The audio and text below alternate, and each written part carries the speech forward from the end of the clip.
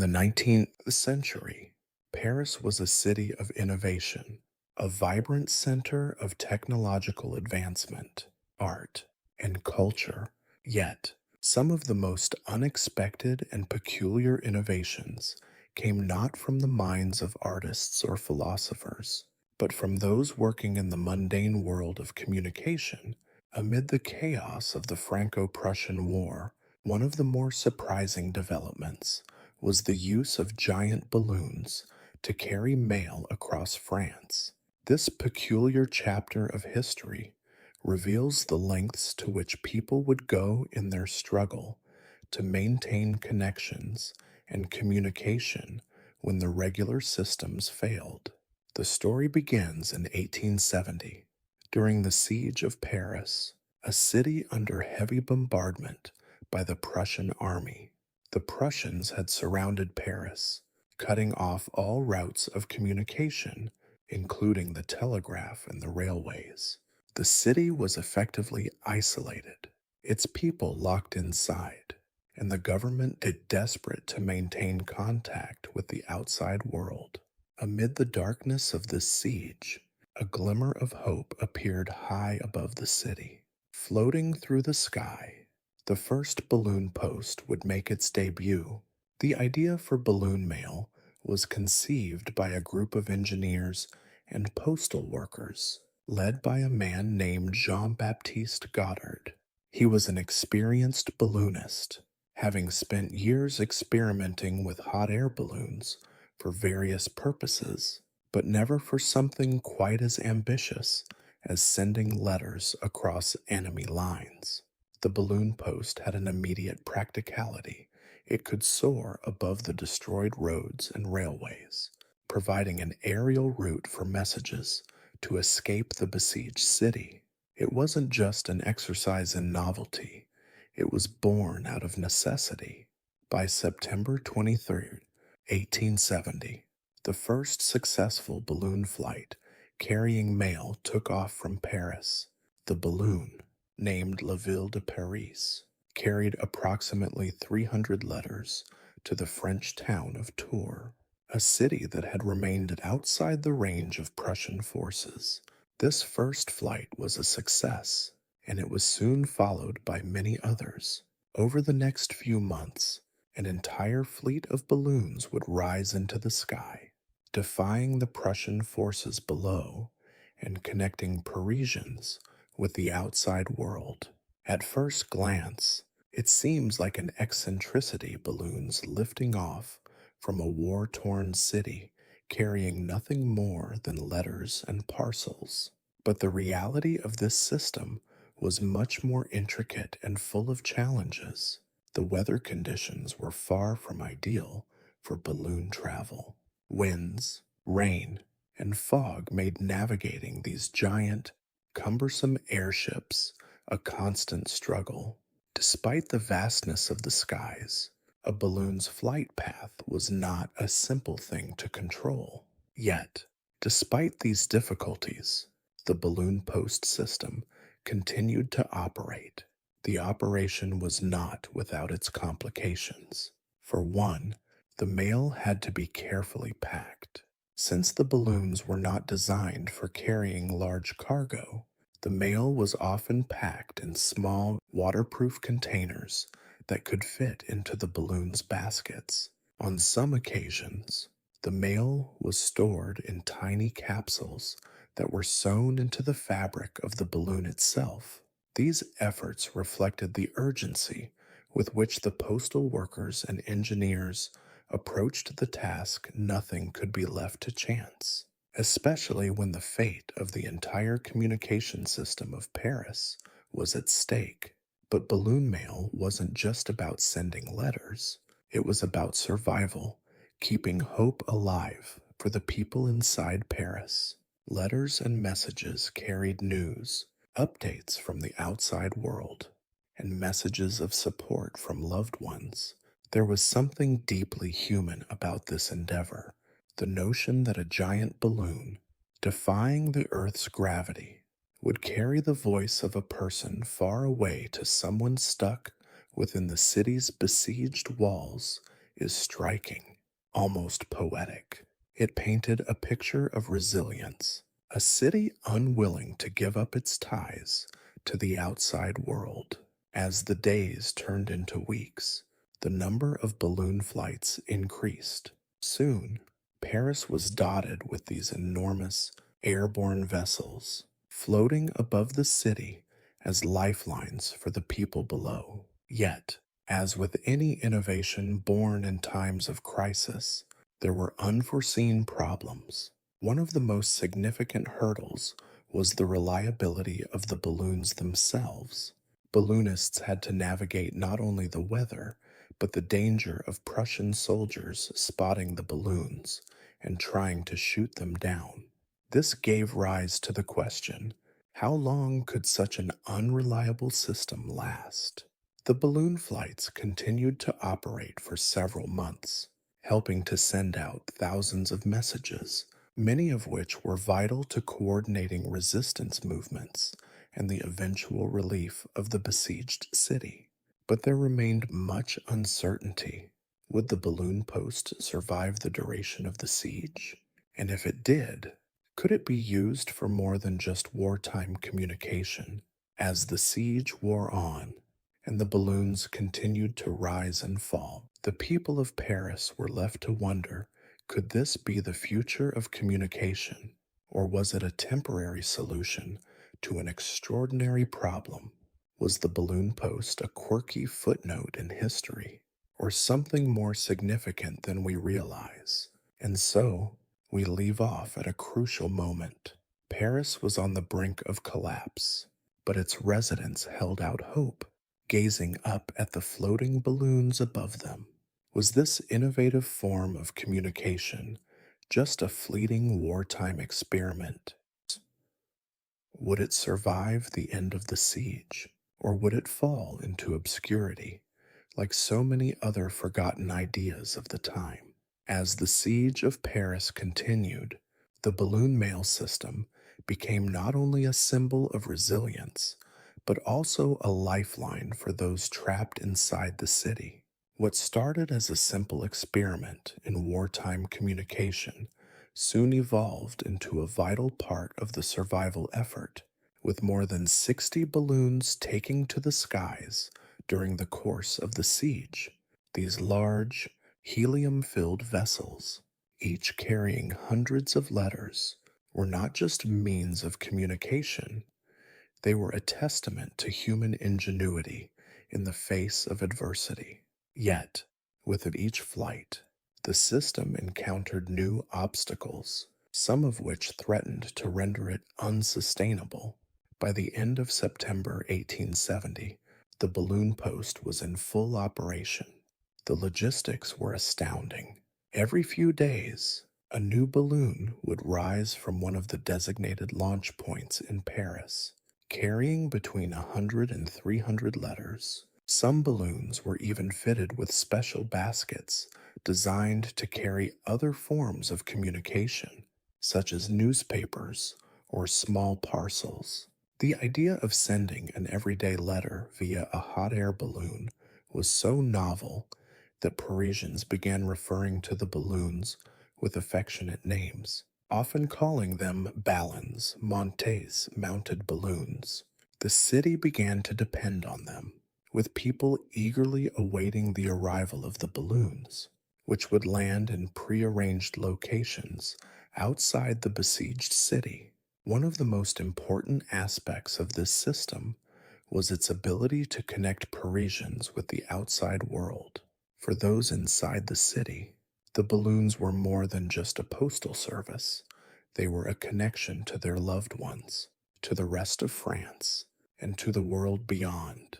The significance of receiving a letter during such dark and uncertain times cannot be overstated. In many cases, the messages carried by these balloons were life-changing. Updates on the progress of the war, news of relatives or friends, and in some cases, urgent calls for assistance.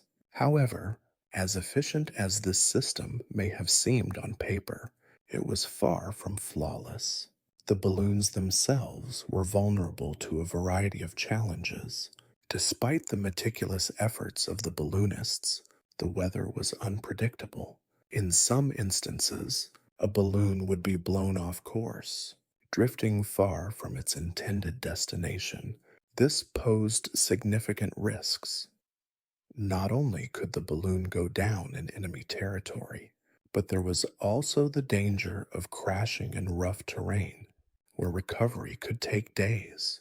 To make matters more complicated, each balloon was a delicate vessel filled with precious cargo. Any mistake could result in the loss of hundreds of letters, and for the people of Paris, each letter was crucial. In one notable case, the balloon La Neptune went astray, drifting far off course and landing in the region of the Loire Valley, far beyond its intended destination. When it was finally found, some of the mail had been lost to the elements, but the balloon itself had managed to survive. It was a reminder of how fragile this entire system was, and yet, for every balloon that strayed or faced failure, there were others that managed to complete their journey successfully. As the months wore on, a sense of calm began to settle over the balloonists, who became experts at navigating the volatile skies. Despite the risks, many of them would return to Paris for subsequent missions, driven by their commitment to the people below. Another unforeseen challenge was the constant threat posed by Prussian forces. While the balloons had the advantage of escaping the siege, they were still vulnerable to enemy fire. Balloonists had to be cautious of potential attacks, and on more than one occasion, a balloon was shot at while in flight. However, the aerial nature of the balloon post proved to be one of its greatest strengths. With no solid path to follow, the balloons were often difficult to target from the ground. Their flight paths were unpredictable, and this made them a difficult target for the Prussian military, who struggled to counter this unique form of communication.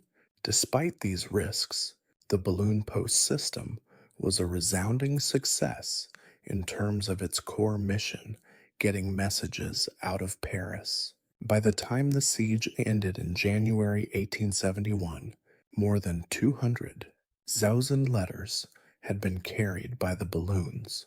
For many Parisians, the balloon flights were a symbol of the city's perseverance and ingenuity.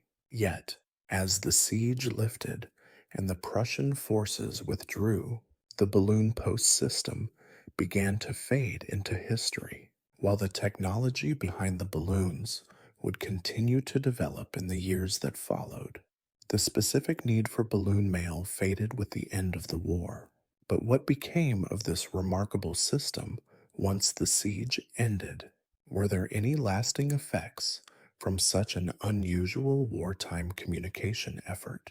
And could the lessons learned during the balloon post experiment be applied to future technological innovations? After the war, the French government did not abandon the lessons learned from the balloon post. In fact, balloon technology would continue to be explored in the years to come, albeit for more conventional purposes. The idea of using balloons for practical purposes, especially in communication, would be revisited during World War I, where airmail was once again used to carry messages across enemy lines. Yet, the end of the siege of Paris marked the end of an era for balloon mail. The system was quickly replaced by more traditional means of communication, and the giant balloons became little more than a curious footnote in the history of wartime communication. But for those who lived through the siege, the image of a balloon soaring through the skies, carrying messages of hope and survival, would remain a powerful symbol of resilience. The legacy of the balloon post system may have been brief, but it left an indelible mark on the history of communication. It proved that even in the most difficult and seemingly impossible situations, human ingenuity can find a way to survive and adapt. It raised a question that would reverberate through time. In a world where technology is constantly evolving, how far are we willing to go to ensure that our voices are heard, even when the world seems to be falling apart? The end of the Franco Prussian War brought an official end to the balloon mail system, but the legacy of this short lived innovation remained, albeit quietly tucked away in the annals of postal history. The balloons, which had once served as the unlikeliest of messengers, were no longer a necessary tool of communication. However, their role during the siege had revealed something profound: how critical communication is in moments of crisis, and how technology, even when rudimentary or seemingly odd, can change the course of history in unexpected ways. In the immediate aftermath of the siege, Paris began the arduous task of rebuilding. The Prussian forces had laid waste to much of the city, and the French government was left to pick up the pieces. But for those who had lived through the war, the memory of the balloons remained vivid. To them, the sight of those giant, floating vessels had symbolized more than just the flow of correspondence.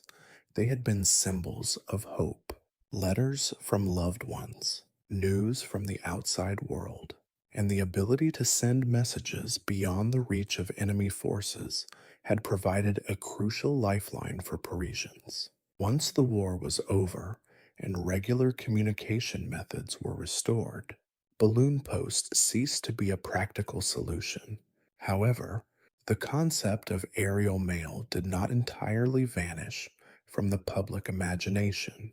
The French had demonstrated that flying vehicles could, in some sense, be used to transport goods and messages, and while balloons were no longer viable for daily mail delivery, their legacy was far from forgotten. The balloon post's most immediate impact was felt during the 20th century, particularly in the development of airmail services. The first airmail routes, which began to operate in the 1910s, were influenced by the techniques and lessons learned during the balloon mail days. Though airplanes replaced balloons, the idea that air travel could be harnessed for communication had been firmly established. By the time of World War I, airplanes were used extensively to carry messages across enemy lines, mirroring the balloon flights of the Franco Prussian War. In a way, the humble balloon post had planted the seed for the future of aerial mail. Yet, despite the undeniable influence balloon mail had on air transportation, it remains a largely forgotten chapter of postal history. Its true significance was overshadowed by the advent of faster, more reliable forms of communication, such as the telegraph and, later, the telephone. In modern times, few people remember the vital role that balloons once played in keeping cities connected during wartime. The giant balloons that once rose from the rooftops of Paris have faded into obscurity, and their legacy is often viewed as a curious footnote rather than a defining moment in the history of postal systems. However, this view underestimates the true importance of the balloon post. It was not merely a stopgap measure, nor was it simply a quirky historical anomaly. The balloon post was a demonstration of human perseverance, ingenuity, and the relentless pursuit of communication, even in the face of overwhelming odds. It was a reminder that, in times of great uncertainty, people will always find a way to stay connected, even if it means looking to the sky. The balloon mail system also exemplified the necessity of communication during wartime. In a conflict as devastating as the Franco Prussian War, where civilian populations were caught in the crossfire, maintaining communication was vital to both morale and strategy. The mail carried by the balloons wasn't just correspondence, It was a beacon of hope. It allowed families to exchange news. It helped soldiers maintain contact with their commanders. And it allowed the people of Paris to keep their connection with the outside world alive, even as the city itself crumbled under siege.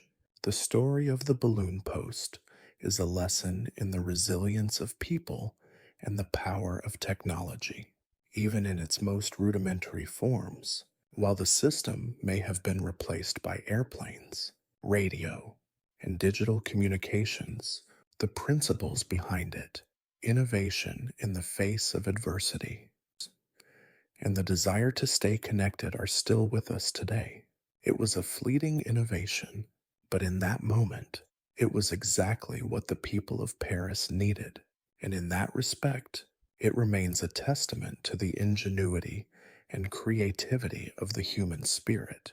As we reflect on the balloon post, it's hard not to draw parallels to the modern world. In an age of instant communication, where we are constantly connected to each other through technology, it's easy to forget how much effort went into the communications systems of the past. The next time we send a message or hear news from across the world, we might do well to remember that, at one time, it was a giant balloon floating through the skies that carried the words of hope, survival, and connection.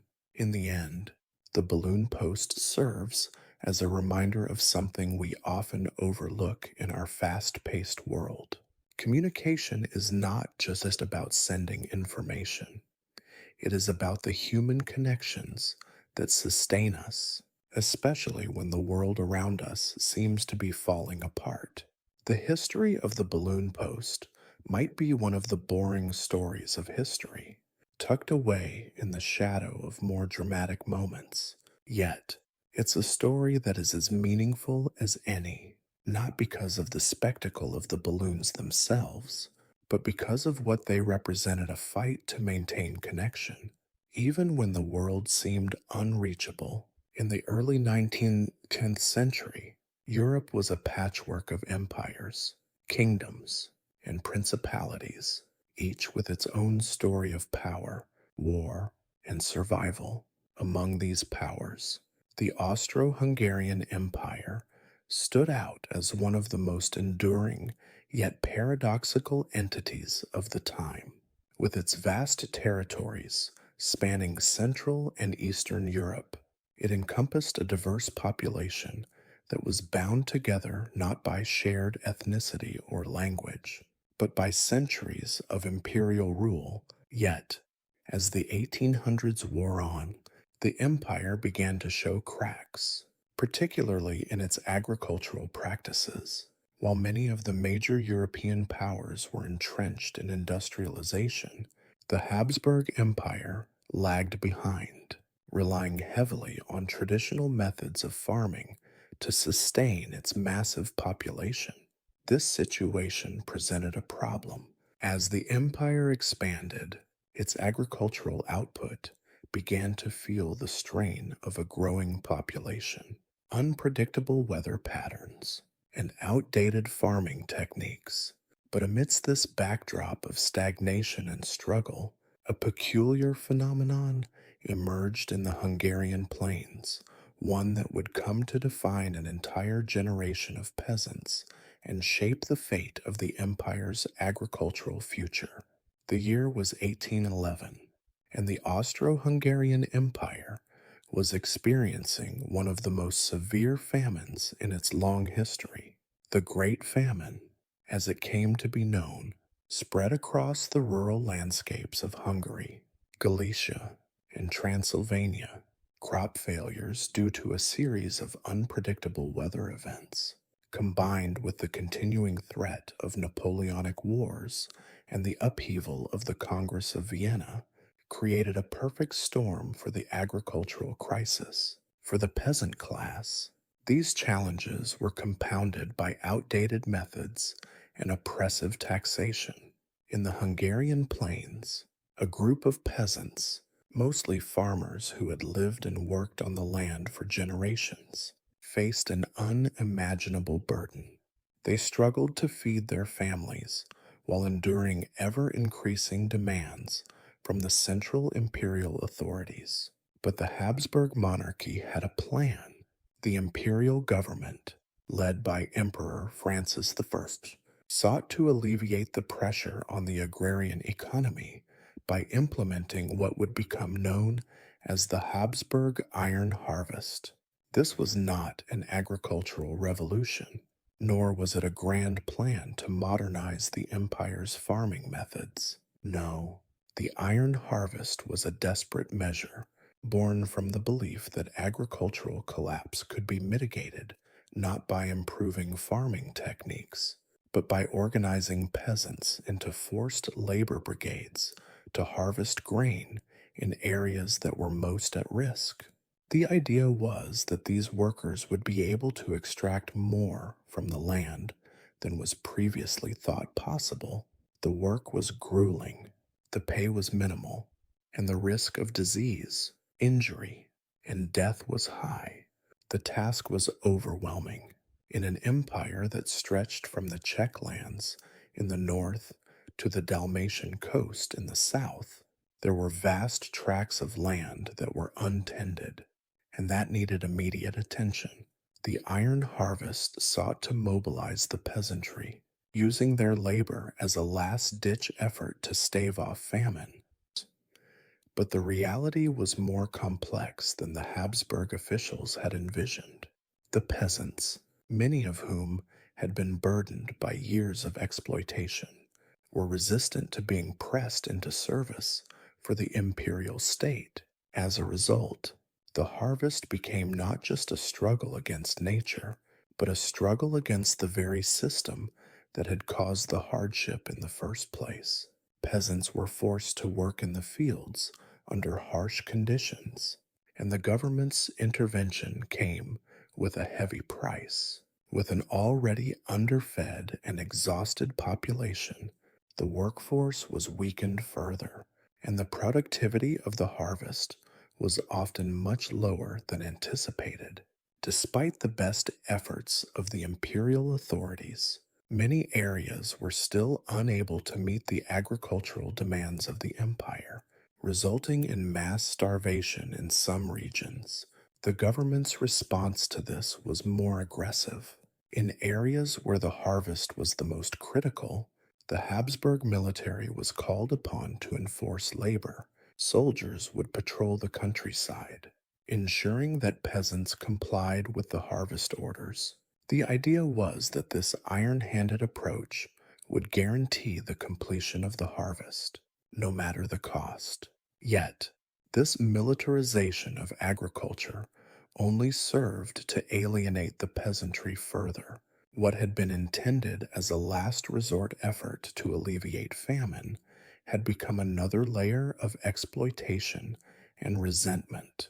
The conditions of the iron harvest were nothing short of brutal. Fields that had once been tended with care by the local villagers were now overworked and underfed. There was little regard for the welfare of the peasants, who were often given inadequate food and shelter during the harvest. In some cases, families were separated, with men, women, and children sent to different parts of the empire to work on various farms. The toll on the population was staggering. The peasants who had worked in the fields were often too weak to return home, succumbing to disease, exhaustion, and malnutrition. Despite these challenges, the harvest did yield some results. It was not enough to fully prevent the famine, but it did help keep the Habsburg Empire from collapsing under the weight of its agricultural failure. In the short term, the iron harvest saved the empire from utter ruin, but in the long run, it proved to be a temporary and inadequate solution to a much larger problem. The agricultural system of the Austro-Hungarian Empire was not sustainable, and the peasantry was slowly being drained of its strength, both physically and economically. The aftermath of the Habsburg iron harvest left lasting scars on the empire. The government, which had thought it could resolve the agricultural crisis through sheer force, was left to contend with the aftermath of the labor system it had imposed. The resentment among the peasantry would only grow over time, and the rise of nationalist movements in the latter half of the century would have roots in the exploitation of the rural population. The Habsburg Empire, despite its vast territorial reach, was left vulnerable to social unrest and agricultural collapse. The iron harvest was a desperate, albeit unsuccessful, attempt to hold the empire together, but it served as a harbinger of larger problems to come. As we reflect on this little known chapter of history, we are left with a central question. Could the Habsburg monarchy have avoided such extreme measures if it had focused more on reforming its agricultural system? And, perhaps more importantly, what does the iron harvest reveal about the lengths to which governments will go to maintain control, even when the solutions they offer are anything but sustainable? The Habsburg iron harvest, while somewhat successful in staving off immediate agricultural collapse, ultimately proved to be a short sighted and unsustainable solution to the empire's deeply ingrained agricultural issues. The consequences of this forced labor campaign would resonate far beyond the initial harvest, shaping the social, political, and the economic landscapes of the Austro Hungarian Empire for decades to come. In the years following the iron harvest of 1811, the seeds of resentment among the peasantry began to take root. The forced labor system had not only depleted the physical strength of those involved, but it also undermined any trust the rural population had in the central Habsburg government. The monarchy, which had traditionally relied on the loyalty of its subjects, found itself at odds with the very people who were vital to the empire's survival. The exploitation of the rural working class, which had been prevalent for centuries, now became more pronounced, and the relationship between the peasantry and the state became increasingly strained. Despite the temporary nature of the iron harvest, its legacy remained a sharp reminder of the empire's inability to modernize its agricultural sector. By the early 19th century, the Industrial Revolution had already begun to reshape the economies of Western Europe, while France, Britain, and then other nations embraced new technologies. The Austro-Hungarian Empire remained rooted in feudal agricultural practices. These outdated systems were no match for the pressures of modernization, and the response of the Habsburg monarchy was to resort to temporary fixes, measures that often made matters worse. The failure to modernize the agricultural infrastructure of the empire would have long-lasting effects on its economic stability. The reliance on traditional farming methods meant that many of the empire's vast lands were being worked inefficiently, unable to meet the growing demands of a population that was increasingly dependent on urban centers for work. As industrialization progressed elsewhere, the Habsburg Empire's agricultural sector remained stagnant, contributing to a growing imbalance between the urban and rural populations. In the wake of the iron harvest, a new challenge began to emerge. The peasantry, embittered by the forced labor and lack of support, became more prone to political agitation. The legacy of exploitation during the harvest years laid the groundwork for future uprisings and revolts as the rural population began to demand better living and working conditions. This simmering discontent would manifest in the revolutions of 1848, which swept across much of Europe, including the Austrian Empire. While the Habsburg monarchy managed to suppress these uprisings, they marked a turning point in the empire's history. The unrest was not solely due to the failures of the iron harvest, but the broader issues it represented, the resentment felt by the peasantry over years of exploitation, of which the iron harvest was a particularly vivid example, was a major catalyst for the nationalist movements that would eventually tear the empire apart. Meanwhile, those who had experienced the iron harvest firsthand bore physical and emotional scars from the experience. Many of the peasants who had been forced into the labor brigades found themselves broken by the intense work, with many dying from malnutrition, exhaustion, or disease. In some regions, entire families had been lost to the relentless demands of the harvest. The memory of this dark period was passed down through generations, creating a deep distrust of the Habsburg government that would endure even as the empire moved into the 20th century. The economic impact of the iron harvest also reverberated through the larger imperial system. Though the harvest provided temporary relief, it was not enough to resolve the underlying problems of agricultural inefficiency.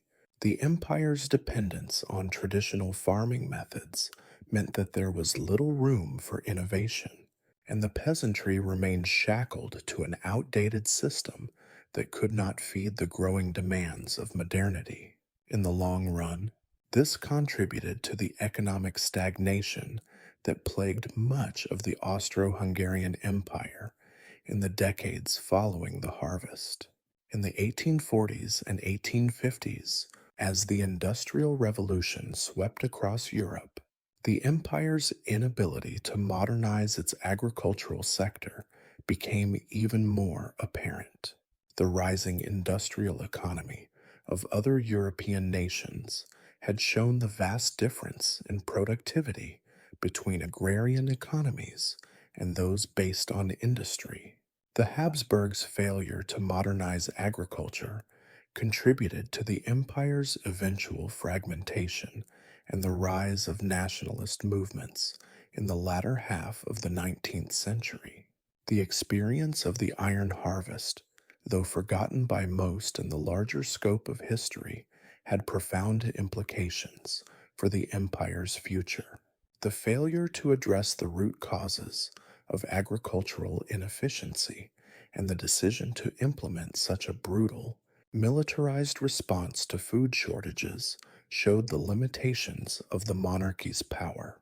It illustrated that without true reform, no amount of forced labor could save the empire from its own decline. Looking back, one cannot help but wonder what might have been if the Habsburgs had taken a more proactive approach to modernizing their agricultural system. What if they had invested in better farming techniques, machinery, and education for their rural population? What if they had heeded the warnings of agricultural experts who were pushing for change? Instead of looking for quick fixes, the monarchy could have built a more sustainable system, one that would have better equipped the empire to handle the challenges of the 19th century. The story of the iron harvest is not just a tale of forced labor and famine.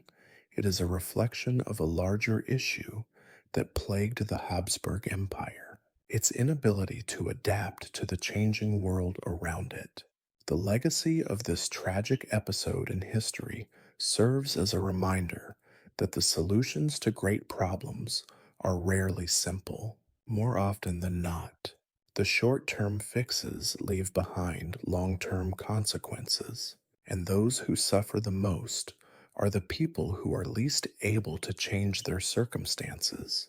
The iron harvest is a forgotten chapter in the history of the Austro-Hungarian Empire, but its impact is still felt in the histories of the peasantries, revolutions, and political upheavals that followed. It left a scar on the Habsburg monarchy's relationship with its people, one that would never fully heal. And so, as we reflect on the fate of the Iron Harvest, we are left with another crucial question. Could the Habsburg Empire have survived had it chosen a path of reform instead of relying on coercion and military might? Was the collapse of the empire inevitable, or was it the result of a system that failed to recognize the needs of its most essential workers? By the time the 20th century rolled around, the once mighty Austro-Hungarian Empire had begun its slow and inevitable decline. The peasantry, which had borne the brunt of the iron harvest's forced labor, continued to feel the weight of centuries of imperial neglect. What had started as a desperate, short term solution to an agricultural crisis had evolved into a symbol of the Habsburg monarchy's inability to adapt to the changing tides of Europe. The problems that had been temporarily alleviated by the forced labor of the peasants came rushing back as the empire's reliance on outdated agricultural practices continued to strain its economic and social fabric. The aftermath of the iron harvest was not just an economic crisis, it was a social one, too. The resentment that simmered among the peasants for decades began to take shape in more active forms of protest and resistance. Over the next century, the empire found itself increasingly unable to quell the rising tide of nationalist movements, each more demanding than the last. The failure of the Habsburgs to modernize their agricultural sector was only one of the many systemic failures that led to the eventual collapse of the empire after World War I. But the seeds of discontent that were planted during the Iron Harvest would not be easily forgotten. In the 1848 revolutions, which swept through much of Europe, the legacy of the Iron Harvest played a critical role in shaping the demands of the working classes. The revolutions, fueled by economic hardship, oppressive monarchies, and rising nationalism, found fertile ground in the very regions that had suffered most under the harsh conditions of forced labor. The memory of the famine years, the brutal harvest, and the unyielding demands of the Habsburgs were fresh in the minds of the people. The uprisings that took place in Vienna and across Hungary were not just about political autonomy, they were about a fundamental rejection of the feudal, exploitative systems that had plagued the empire for centuries. Though the 1848 uprisings were eventually suppressed, they marked the beginning of a long period of unrest within the empire. The government, desperate to keep control, introduced limited reforms in the hopes of placating the growing discontent. Yet, these reforms did little to address the core issues. The monarchy's failure to modernize its agricultural sector was one of the most glaring examples of its inability to provide meaningful change. The iron harvest had shown that the empire was willing to sacrifice the well-being of its people to maintain control, and by the late 19th and early 20th centuries, the consequences of these actions became impossible to ignore. By the time of World War I, the Habsburg Empire was a shadow of its former self. The empire, once a sprawling network of diverse ethnicities and territories, was now fractured by nationalism, economic instability, and political division. The peasants who had once been forced into the fields of the iron harvest were now demanding a greater stake in the future of their country. They were no longer willing to accept the role of subjugated laborers, and the empire's inability to address their concerns fueled the sense of impending collapse. The once great empire could not withstand the pressure of these mounting demands. The defeat of the Austro-Hungarian Empire in World War I was the final blow to a system that had been in decline for over a century. In 1918, the empire dissolved, and several new nation states emerged from its ashes. The disintegration of the Habsburg monarchy marked the end of an era in European history. For the people of Hungary, Czechoslovakia, and the other successor states, the collapse of the empire was a moment of liberation. But it was also the end of an old order, the memory of the iron harvest, of years of forced labor and exploitation, lingered long after the Habsburgs were gone. Looking back, the iron harvest of 1811 seems like a tragic episode in the broader history of the Austro-Hungarian Empire. It was a desperate attempt to maintain control over an agricultural system that was quickly becoming obsolete, but it also served as a symbol of the empire's larger failure to adapt to the changing world. The peasants who labored under such brutal conditions were not simply victims of a government that had failed them. They were also the silent catalysts for the empire's eventual downfall. In their suffering, they had helped plant the seeds of resistance and revolution that would come to define the collapse of the Habsburg monarchy. The iron harvest has been largely forgotten by modern historians, but it remains an important moment in the history of Central and Eastern Europe. It serves us as a stark reminder of the lengths to which governments will go to maintain control. Even when those measures are ultimately futile, it also offers a powerful lesson about the importance of reform, of listening to the needs of the people, and of recognizing the limitations of imperial power. Had the Habsburg monarchy addressed its agricultural issues more effectively, had it invested in long-term solutions rather than short-term fixes, the empire might have weathered the storms of the 19th century and avoided its eventual collapse. The collapse of the Austro-Hungarian Empire was not just the result of military defeat or external pressures. It was the culmination of years of neglect, exploitation, and missed opportunities. The iron harvest, for all its immediate failures, encapsulated the core issues that led to the empire's disintegration. The desperate measures of the past could not save the empire. Only a true commitment to reform and modernization could have done so. As we look back on this little-known chapter of history, it forces us to ask, what lessons can we learn from the mistakes of the Habsburg Empire in a world that is constantly changing? How do we balance short-term fixes with long-term solutions? And, perhaps most importantly, how do we ensure that those who are most vulnerable in our societies are never again forced to carry the burden of the system's failings? In the heart of the Mediterranean, the island of Crete has long been a crossroads of civilizations, a place where the forces of East and West have clashed for centuries. One of the lesser-known chapters in its history is the Siege of Candia, also known as the Siege of Heraclion, which took place between 1648 and 1669. This was not just a battle for control of a strategic port.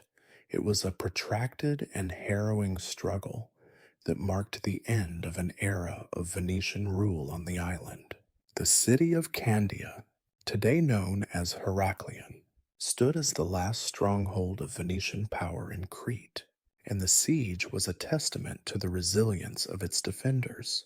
Even as the world around them seemed to crumble, the siege began in the summer of 1648, when the Ottoman Empire, which had been steadily expanding its reach across the Mediterranean, set its sights on the Venetian-controlled city of Candia.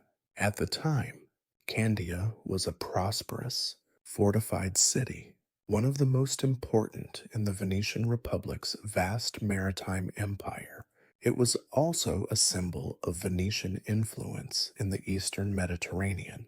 The Ottomans had already conquered much of the island, and Candia was the last significant Venetian bastion standing against the tide of Ottoman expansion. The Ottoman forces, numbering in the tens of thousands, surrounded the city, cutting off all supply lines. The Venetians, under the command of Francesco Morosini, were vastly outnumbered and outgunned, but they were determined to hold their ground. What followed was one of the longest and most grueling sieges in Mediterranean history, spanning over 2 decades.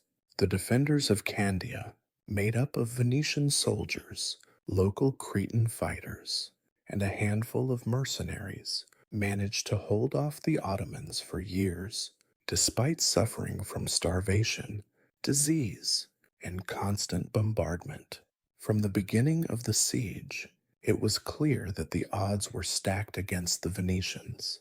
The Ottomans had a much larger army and greater resources, and they were determined to capture the city. However, the defenders of Candia proved to be remarkably resourceful. The city's fortifications, built by the Venetians over decades of occupation, were formidable, and they provided the defenders with a stronghold that allowed them to resist the Ottoman onslaught for years.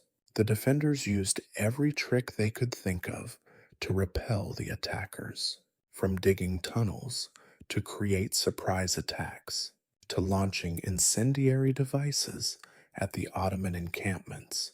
For a time, it seemed as though Candia might hold out indefinitely. The defenders' resilience, however, came at a great cost. The siege took its toll on the city's population. Starvation was a constant threat, and the defenders had to rely on dwindling supplies of food and water. Diseases such as plague and dysentery spread rapidly through the besieged city, further weakening the defenders. Yet, despite these hardships, the spirit of resistance remained strong.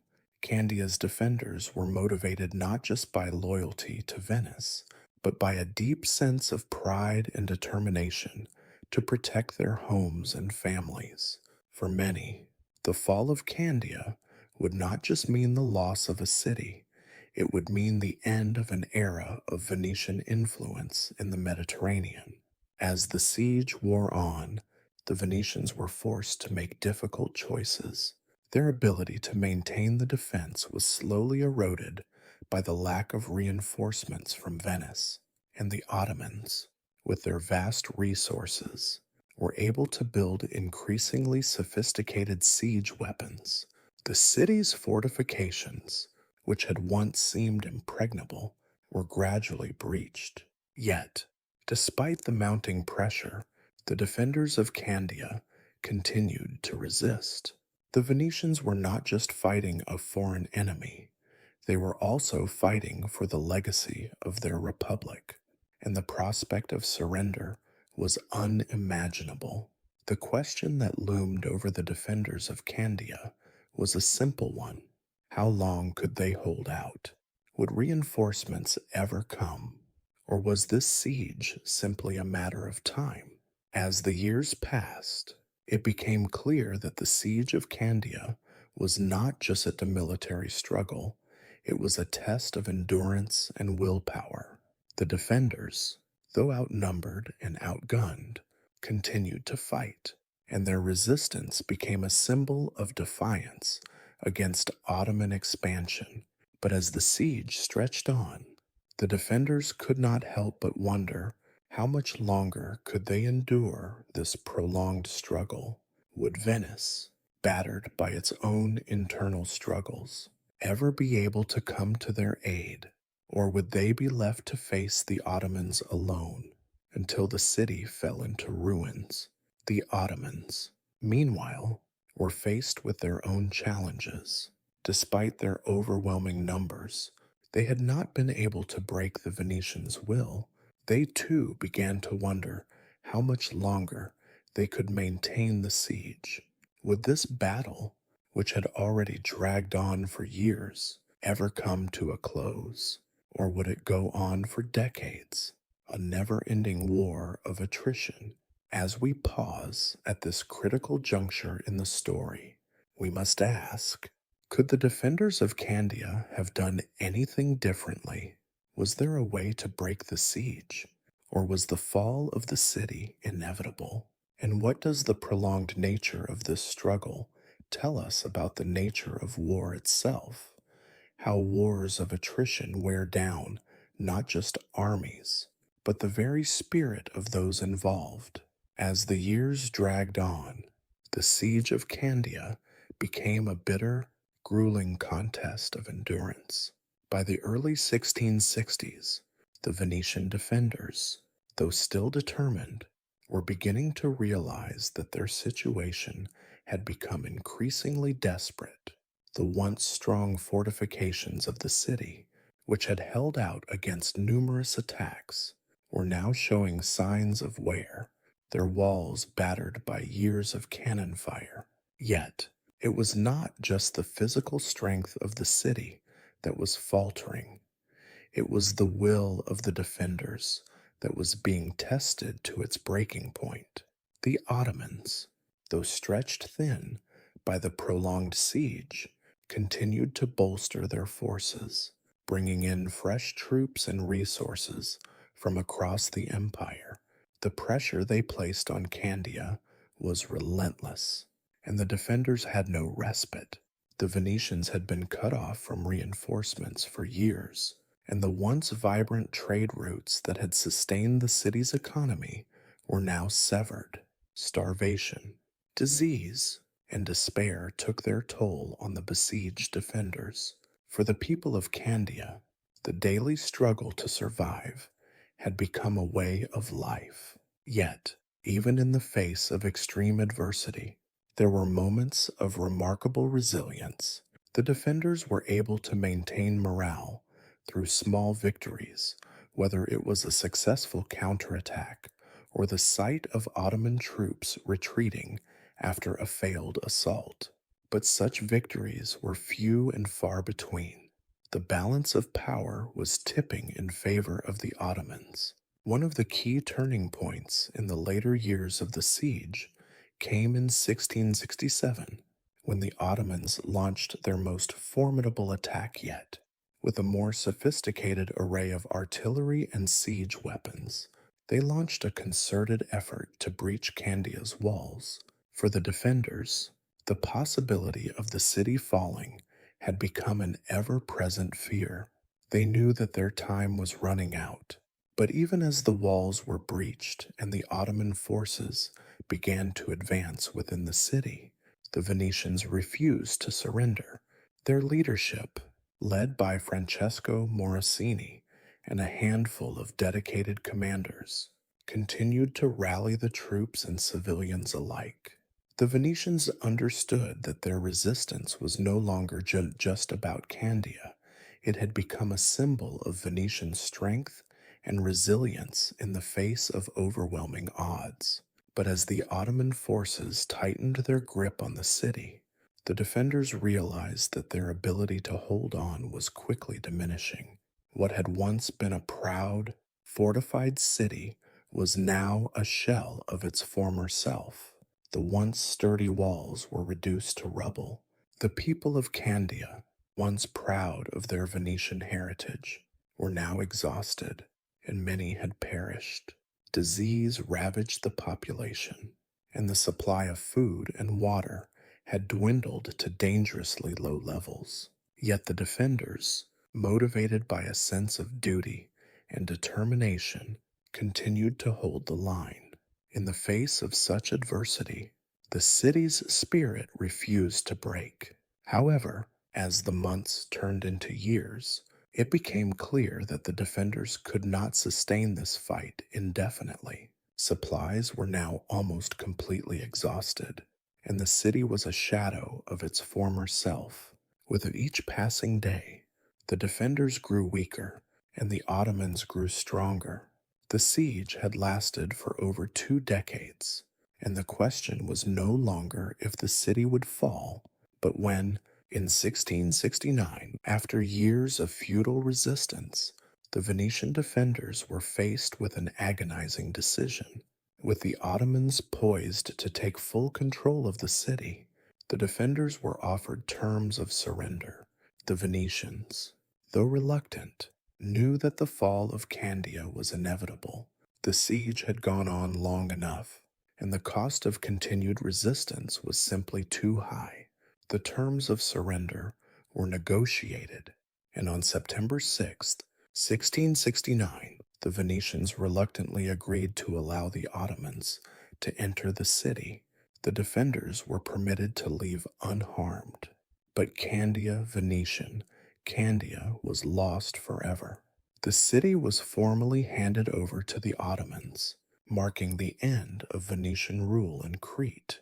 The city, which had held out for so long against the Ottomans, had finally fallen. The fall of Candia was a bittersweet moment. For the Ottomans, it was the final conquest of Crete, cementing their control over the island. For the Venetians, it was a humbling defeat, the end of an era of dominance in the Mediterranean. The defenders of Candia had given their all, but in the end, their sacrifices had not been enough. The Ottoman forces moved in and established control over the city, marking a new chapter in the history of Crete. But the story of Candia's last stand was not just about the fall of a city, it was about the enduring spirit of the defenders. In the face of overwhelming odds, they had fought with determination and resilience, refusing to give up even when victory seemed out of reach. Their struggle, though ultimately unsuccessful, was a testament to the enduring human will to survive and to protect what is cherished. Even in the most difficult of circumstances, the defenders of Candia had shown that resistance, no matter how long or how costly, can be a powerful statement of defiance. Looking back on the long siege, we are left with a powerful question. What drives individuals and communities to resist even when the odds are insurmountable? What does the story of Candia teach us about the nature of human perseverance? And what can we learn from it in our own struggles? The fall of Candia in 1669 marked the end of Venetian influence in Crete, but it was far from the end of the story. The city, now under Ottoman rule, would undergo significant transformations, but the legacy of its prolonged siege would linger long after the last Venetian soldiers had left the walls. The memory of Candia's resistance, its years of stubborn endurance in the face of overwhelming odds, would be passed down through generations as a symbol of pride and defiance. After the Ottoman forces entered the city, they immediately set about re-establishing control. Candia was renamed Heraclion, a name that would come to represent the new Ottoman presence on the island. The Ottomans began to reshape the city, replacing Venetian buildings and fortifications with their own architecture, though they were careful to leave some of the Venetian structures intact. Over time, the city's identity began to shift, and the Venetian legacy gradually faded into the past.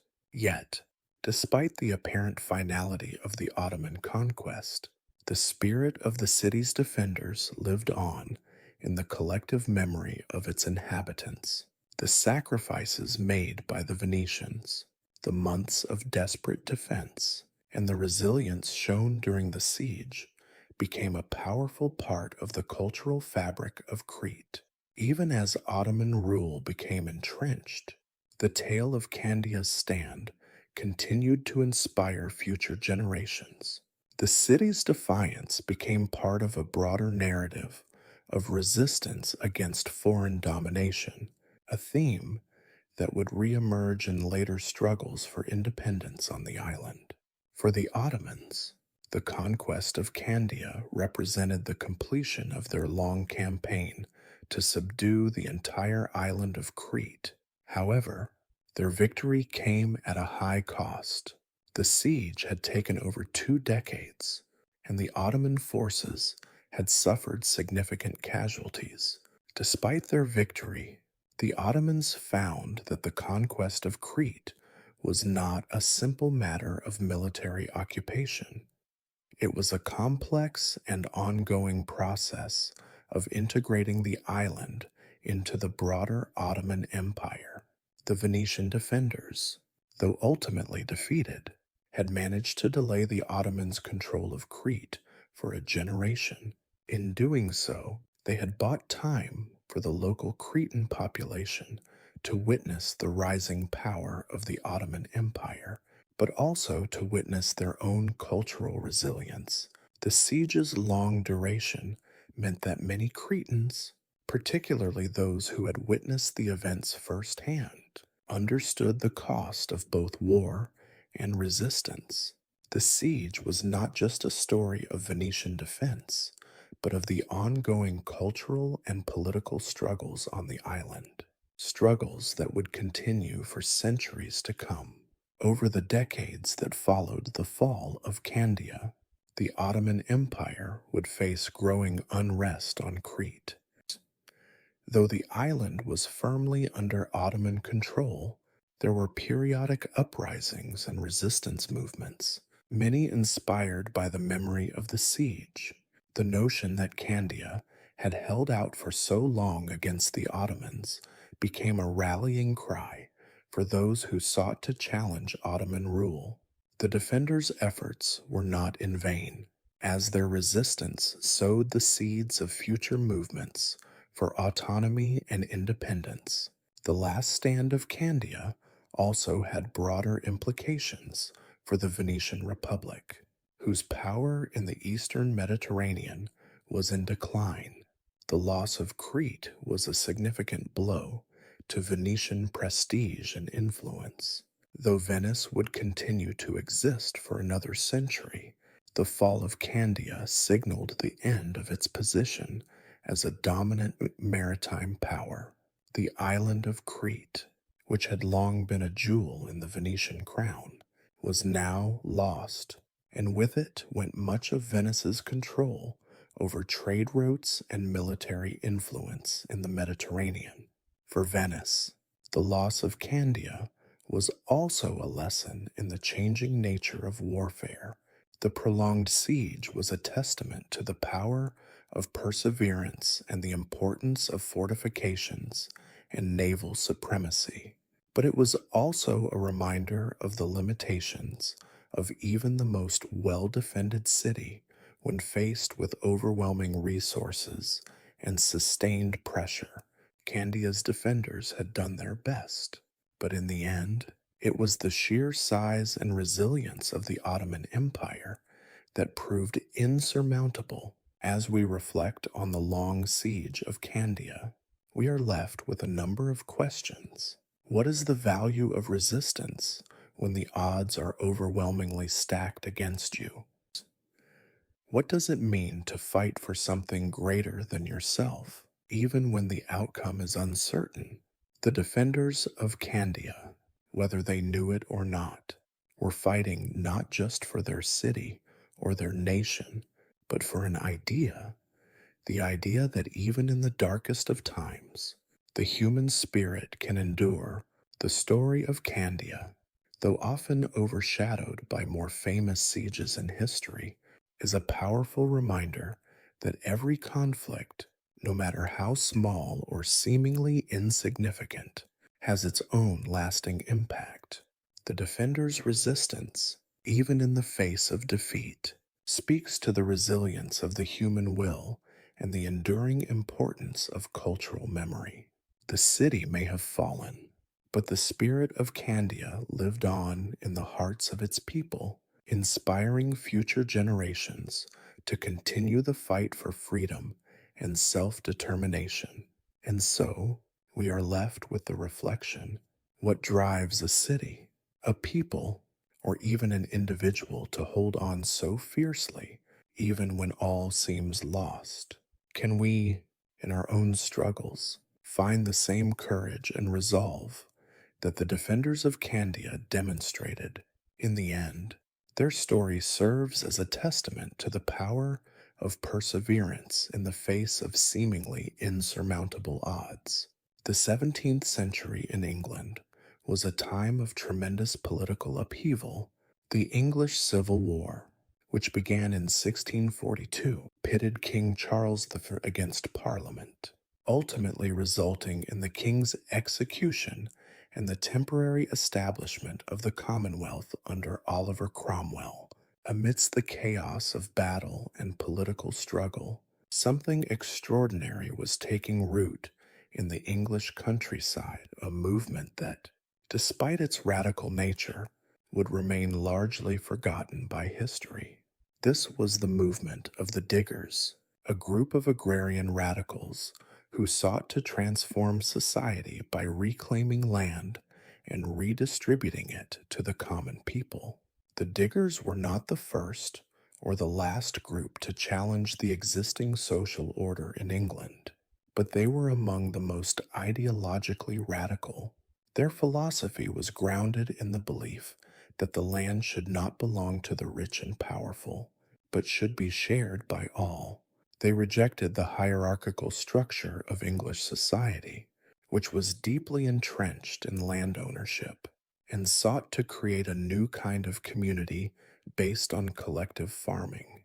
For them, the struggle was not just about politics or war.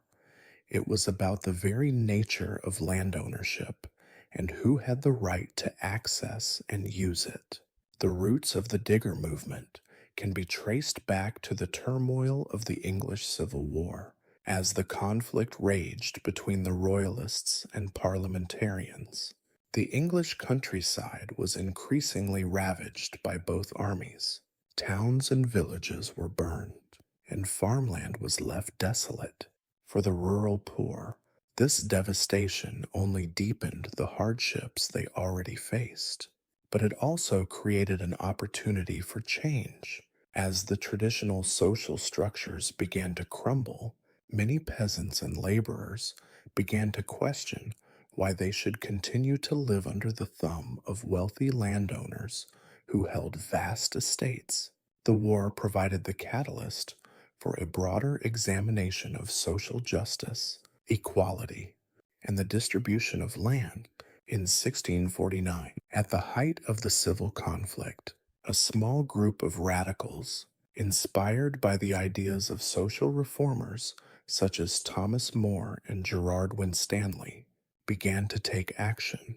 Led by Winstanley, the Diggers began to occupy common land in Surrey, a county south of London. Their goal was simple.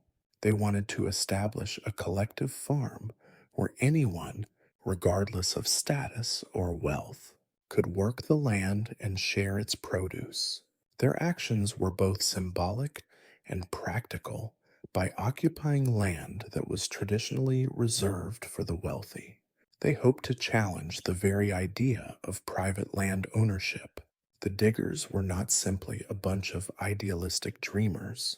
They were farmers, laborers, and small landowners who had seen their way of life undermined by centuries of land enclosure and the growth of capitalism. Their movement was deeply tied to the economic conditions of the time. Rural England was rapidly being transformed by the enclosure movement, which sought to privatize common land and turn it into profitable estates for the wealthy.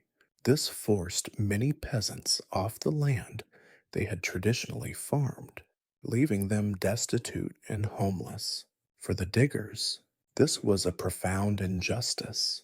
They believed that the land, which had been worked by the common people for generations, should not be treated as a commodity to be bought and sold. Winstanley, the intellectual leader of the movement, was a visionary. He saw the Digger project not just as a means of securing food and shelter for the poor, but as a radical rethinking of how society could function. In his writings, he argued that private property was a form of theft and that the land was a common resource that should be shared equally. For Winstanley and the Diggers, the end goal was not merely to create a few small, self sufficient farms, but to build a society based on the principles of cooperation and mutual aid. Despite the idealism of the movement, the Diggers faced immediate and overwhelming opposition.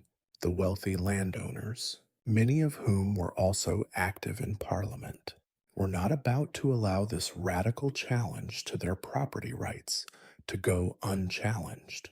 The Diggers' land occupations were quickly met with violent resistance. Armed men, often hired by local landowners, would raid the digger camps, destroying their crops and forcing them off the land. The authorities, too, were not sympathetic to the diggers' cause. While the Commonwealth government, under Cromwell, had been founded on the idea of political and religious freedom, it was deeply hostile to any attempts to challenge the existing social order. The diggers, who advocated for the redistribution of land, were seen as a threat to the very fabric of society. In addition to the physical opposition, the diggers also faced criticism from many of their contemporaries. Some radicals who supported the idea of political and religious freedom viewed the diggers' call for the redistribution of land as an impractical and dangerous utopian vision. Others saw the diggers as a threat to the stability of the Commonwealth, fearing that their actions might provoke a backlash from the aristocracy. Even many of the common people who might have benefited from the diggers' ideas were wary of their methods. The idea of collective farming was alien to most, and the diggers were often seen as overly idealistic and impractical. Despite these challenges, the diggers remained resolute in their mission. They continued to occupy land and attempt to establish cooperative farming communities, though their efforts were repeatedly thwarted. By 1650, the movement had begun to lose steam, and many of its leaders, including Winstanley, were forced into hiding or prison. However, the diggers' actions were not without lasting impact.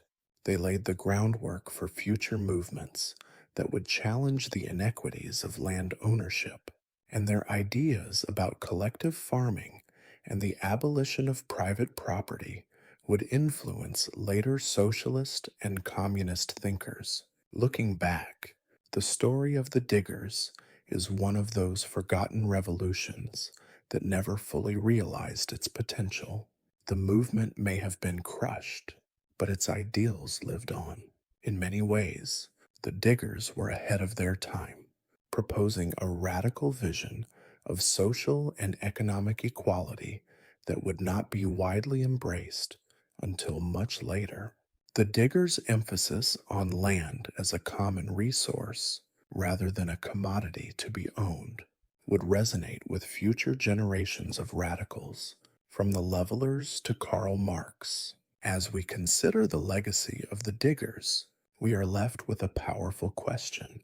What does it take for a radical idea to take root and grow into something transformative?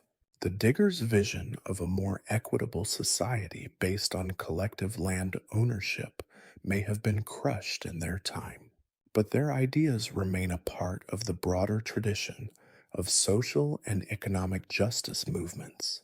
Their story reminds us that revolution can take many forms, some quiet and small, some loud and visible, but all of them begin with the belief that things can be different, and that change is not only possible, but necessary.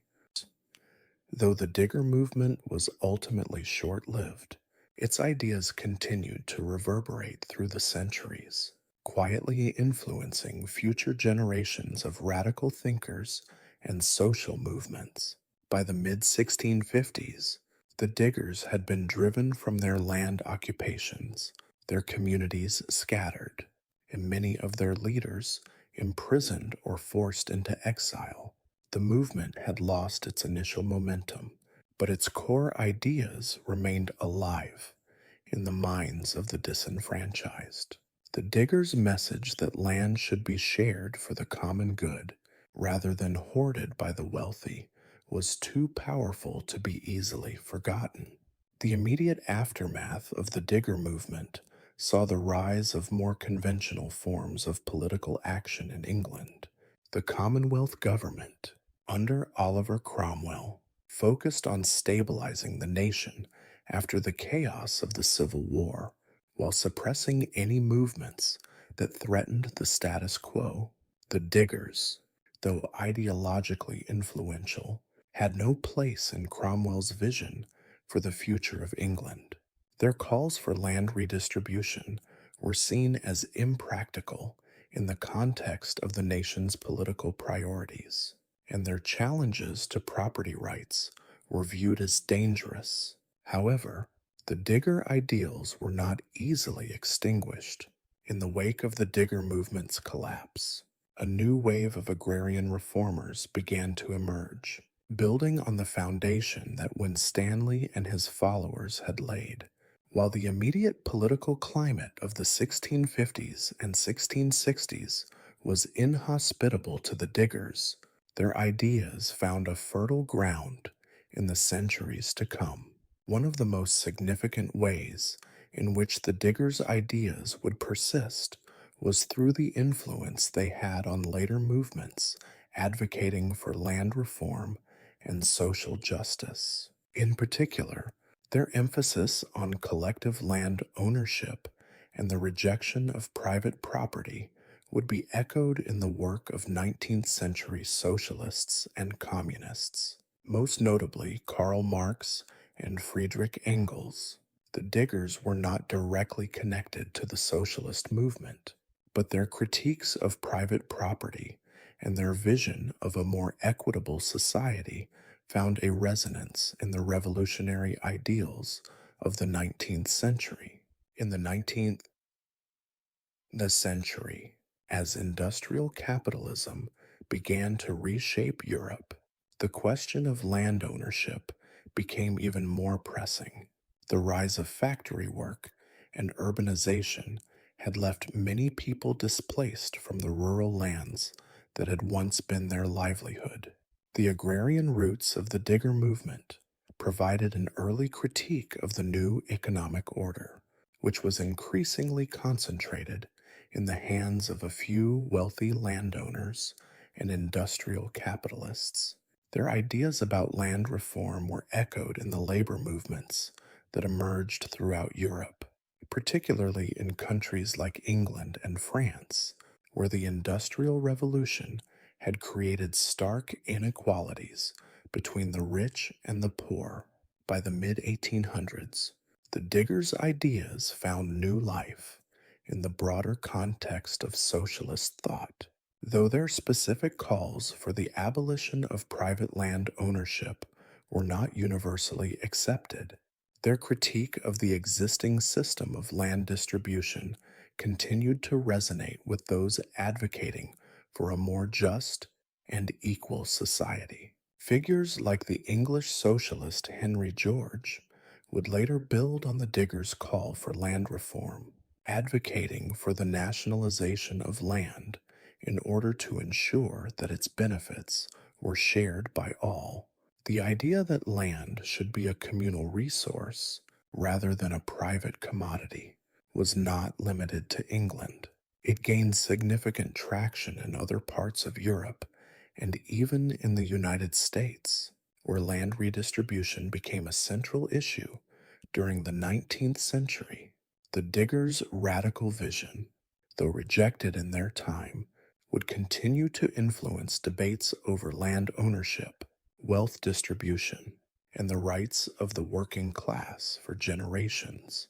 The Diggers' ideas also had an indirect influence on the broader religious movements of the time. Though the Digger movement was not overtly religious, Many of its leaders, including Winstanley, framed their call for land reform in religious terms, arguing that the land was a gift from God meant for all people, not just the wealthy elite. This religious underpinning provided an additional layer of moral justification for the Digger ideals, and their message of equality and shared resources would resonate with later Christian socialist movements. As the 20th century progressed, the Diggers' emphasis on social justice and land reform found its place within the broader context of global movements for equality. The civil rights movements in the United States, anti colonial struggles in Africa and Asia, and agrarian movements in Latin America all echoed the Digger call for a more just distribution of land and resources. Even though the Diggers themselves were never able to create the kind of society they envisioned, their struggle was part of a larger global tradition of resistance against inequality. Despite the challenges they faced in their time, the Diggers movement can be seen as an early and important chapter in the history of radical social thought.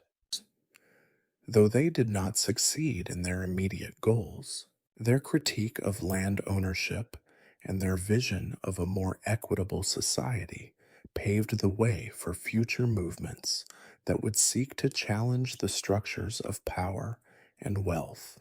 The Diggers may have been defeated, but their ideas lived on, continuing to inspire those who believed that a better, fairer world was possible.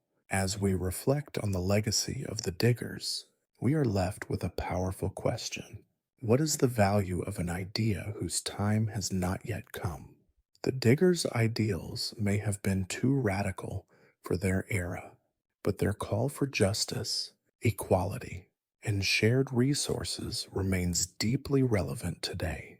Their story serves as a reminder that revolutionary change often starts with ideas that seem impossible, and that the struggle for a more just world is often a long and difficult one. The Diggers, though defeated in their time, left behind a legacy that would continue to influence radical movements and ideas for centuries. Their vision of a world where land was a communal resource and not a commodity to be owned by the few still resonates in discussions of land reform, economic equality, and social justice today.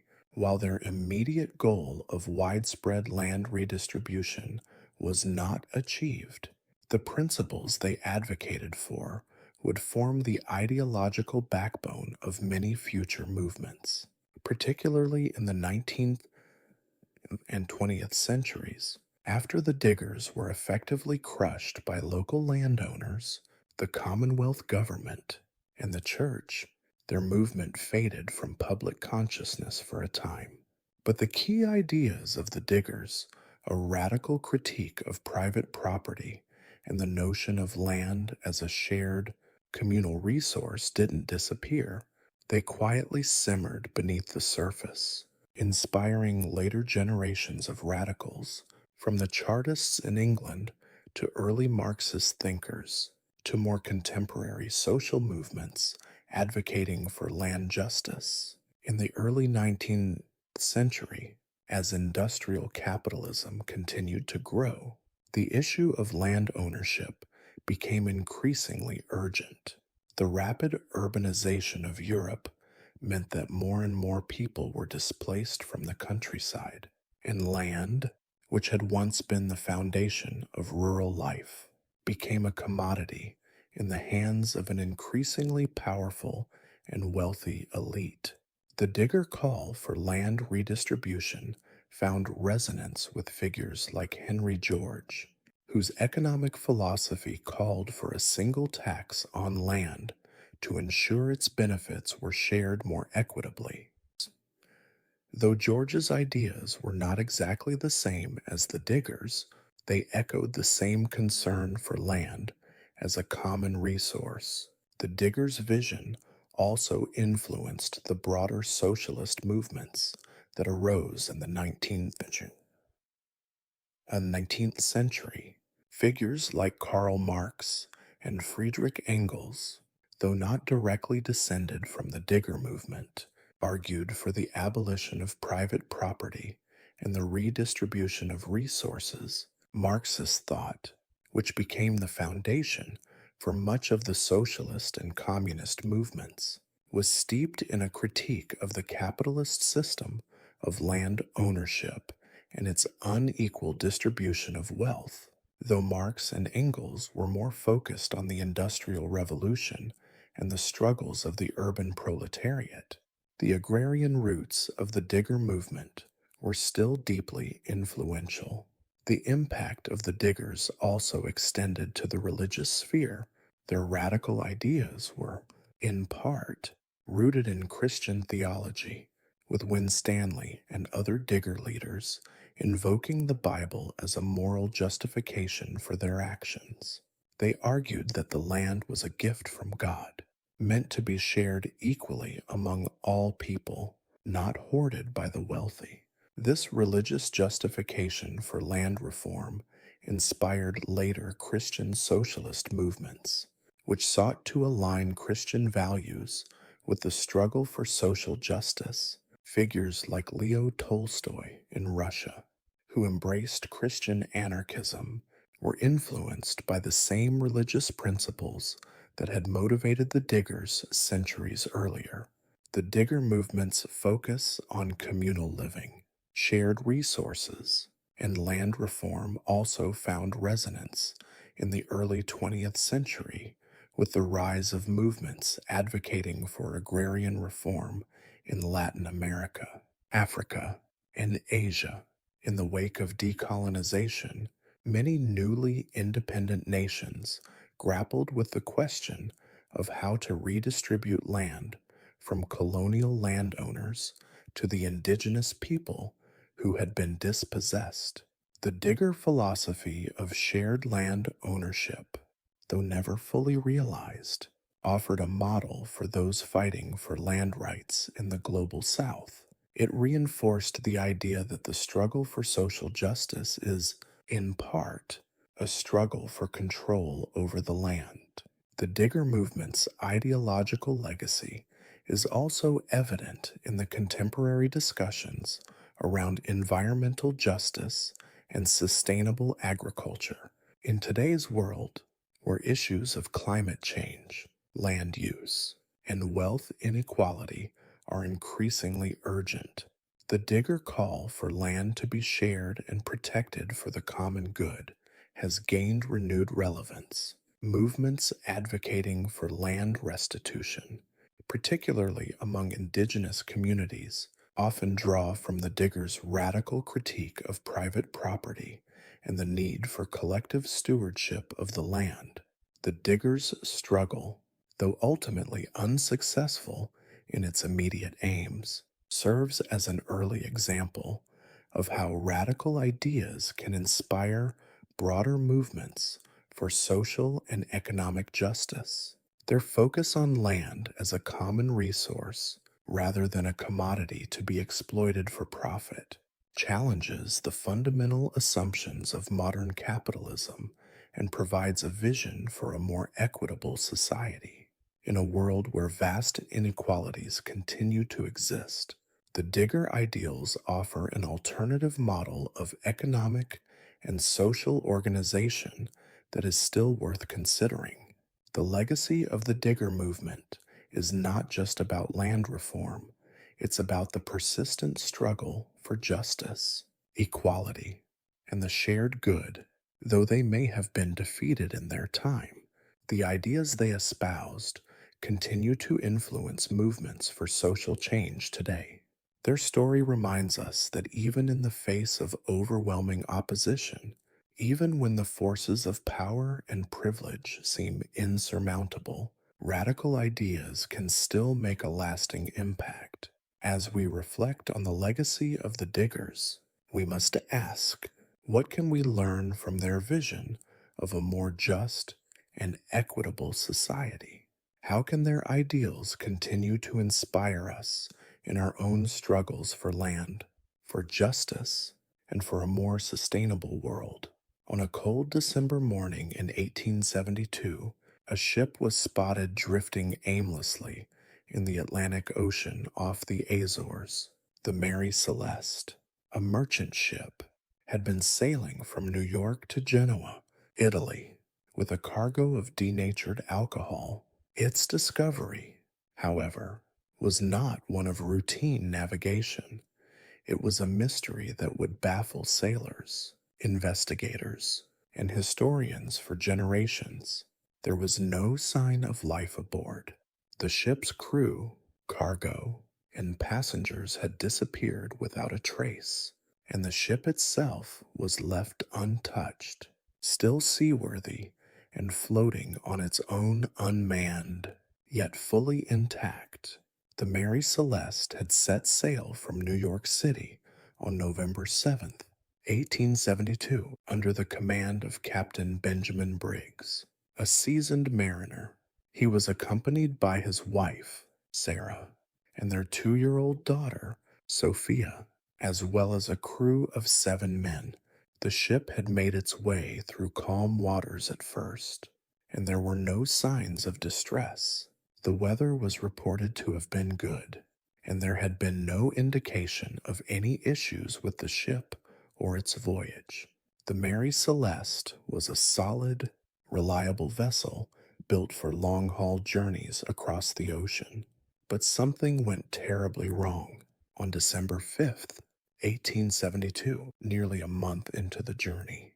The Dei Gratia, another merchant ship, spotted the Mary Celeste drifting in the Atlantic.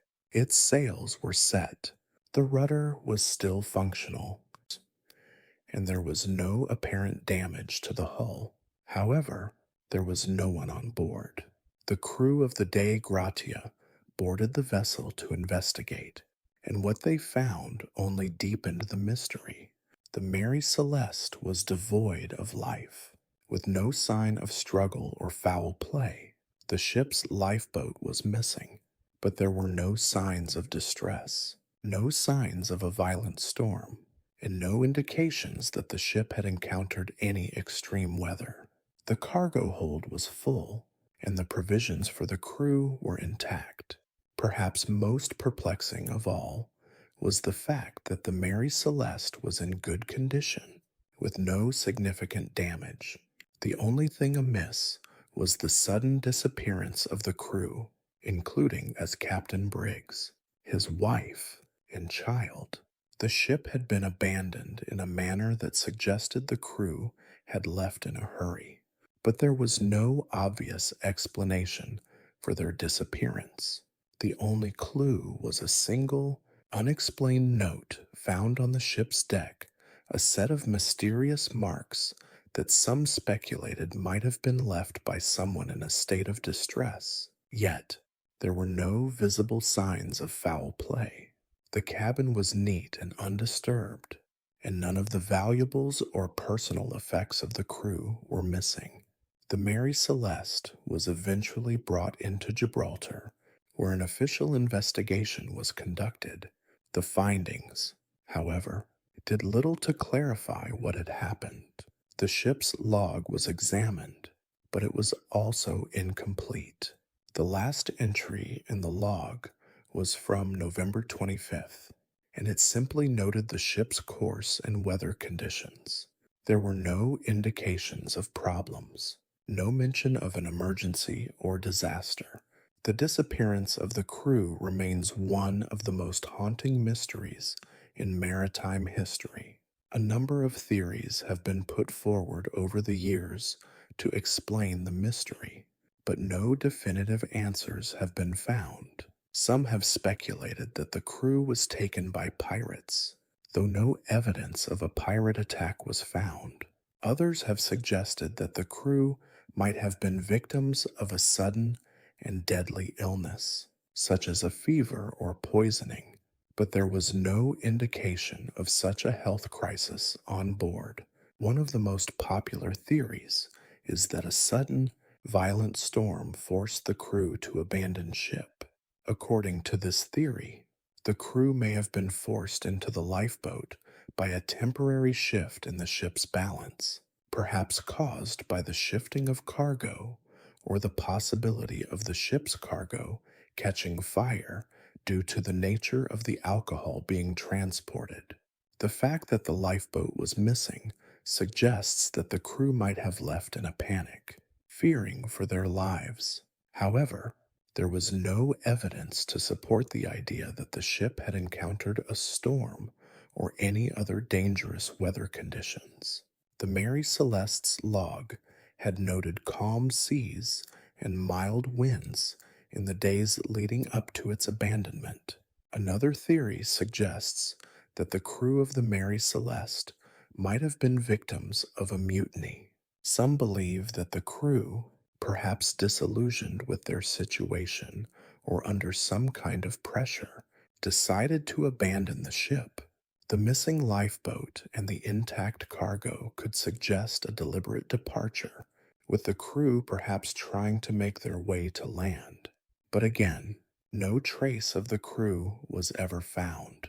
No other ship reported encountering the lifeboat, and no sign of life appeared on any nearby islands. Despite all of these theories, no conclusive evidence has ever been found to explain what happened to the crew of the Mary Celeste. It remains one of the great maritime mysteries of all time, and its legacy continues to captivate the imagination of historians, sailors, and mystery enthusiasts alike. As we look at the story of the Mary Celeste, one is left to ask what truly happened aboard the ship. Was it a natural disaster, a mutiny, or something more sinister? Why was the ship abandoned? And why did the crew vanish without leaving behind any clear explanation? And, perhaps most haunting of all, why has the mystery of the Mary Celeste never been fully solved? The mystery of the Mary Celeste has been the subject of intense speculation ever since its discovery in 1872. While several theories have been proposed over the years, no one explanation has been able to fully account for the strange disappearance of the crew.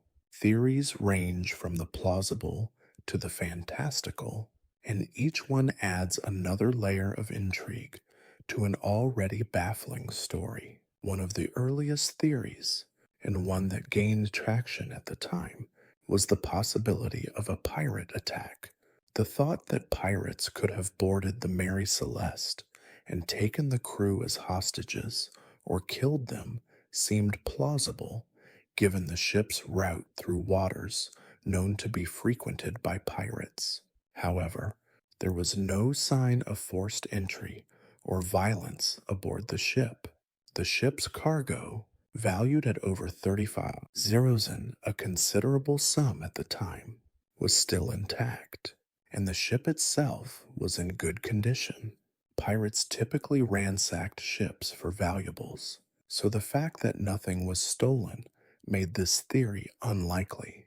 Another theory that emerged soon after the ship was discovered was that the crew might have abandoned ship due to a toxic cargo.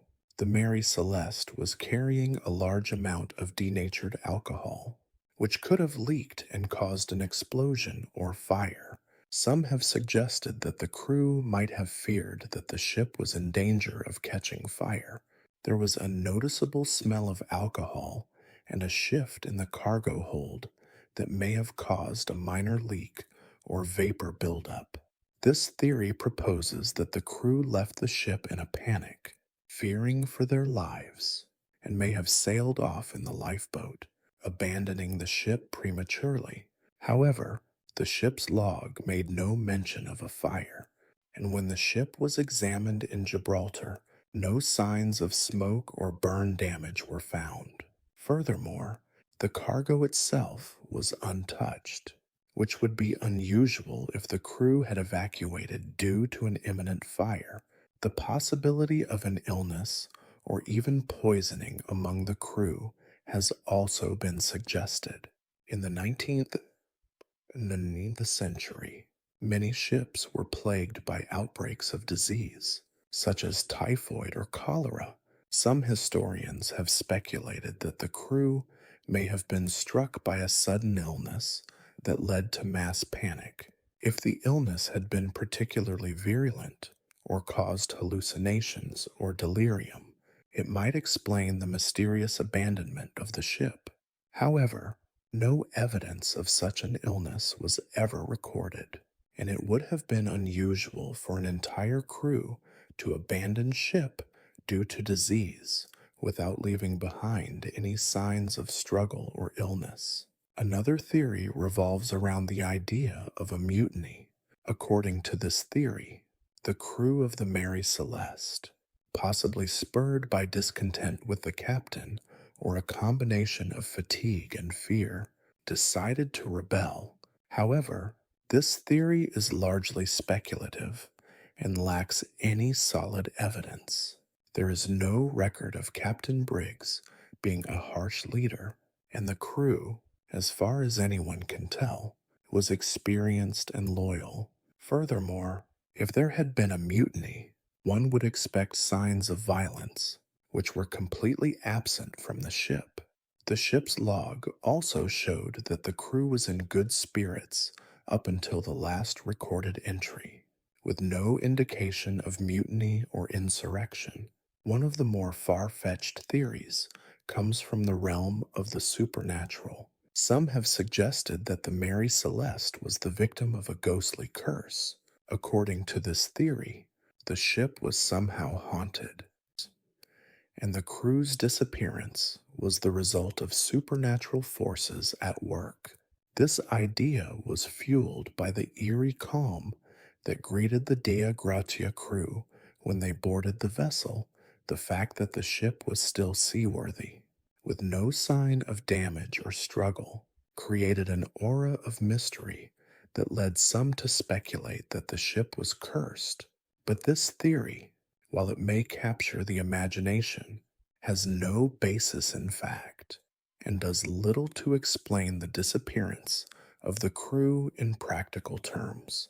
The final theory worth mentioning is that of the natural disaster, such as a waterspout or seismic activity that caused sudden and severe damage to the ship, leading the crew to panic and abandon the ship. This could have caused them to think that the Mary Celeste was sinking or in immediate danger. However, again, there was no damage to the ship's hull, and such events would likely have left some trace of their impact, which was not found. Despite all of these theories, the ultimate question remains: what happened to the crew of the Mary Celeste? Each theory presents intriguing possibilities, but none of them has been definitively proven. What seems most certain is that something dramatic occurred to make the crew abandon ship. But whatever it was, it left no trace. This has led to an ongoing fascination with the mystery of the Mary Celeste, with countless books, documentaries, and even fictionalized accounts dedicated to unraveling its secrets. In the years that followed the discovery of the Mary Celeste, investigations continued to probe the circumstances of the crew's disappearance, but no conclusive explanation was ever found. The mystery became a legend in maritime lore, one of the most famous unsolved cases in nautical history.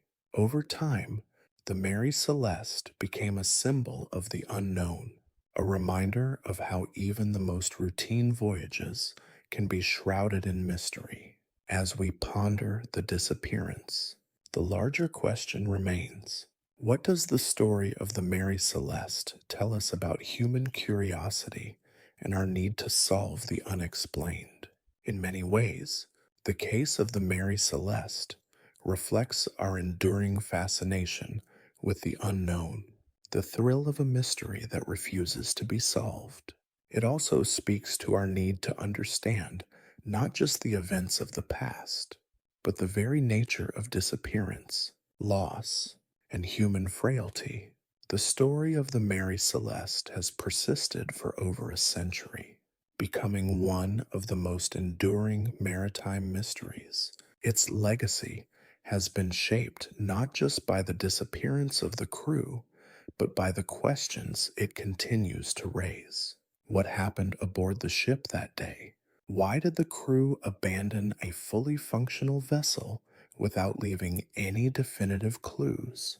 These questions, unanswered to this day, have allowed the Mary Celeste to remain a subject of fascination, fuel for theories, and inspiration for countless books, films, and documentaries. Over the years, the Mary Celeste has inspired a variety of cultural representations. The story has become a fixture in popular culture, symbolizing the eerie sense of abandonment and the uncanny. Writers, filmmakers, and even songwriters have drawn on the mystery of the ship to explore themes of the unknown, fate, and human frailty.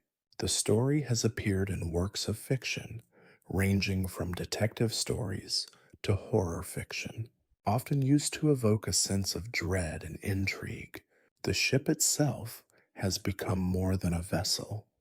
It is a metaphor for the elusive nature of the human experience and the persistence of unresolved mysteries. One of the most fascinating aspects of the Mary Celeste's legacy is the way it has captured the public imagination. For more than 150 years, the mystery has sparked debates and discussions in maritime circles, academic settings, and among casual enthusiasts. The fact that so many theories have been proposed, yet no definitive answer has been found, makes it an enduring enigma. It's a story that defies closure, and perhaps that's why it continues to captivate us. We are drawn not only to the mystery itself, but to the process of unraveling it, the search for answers, the weighing of possibilities, and the confrontation with the unknown. The fact that the Mary Celeste has never been conclusively explained is part of the reason why it has persisted in the collective consciousness. It reminds us that some mysteries are beyond our grasp, no matter how much time we spend investigating them. The ship's legacy challenges our belief that everything can be understood, figured out, or rationalized.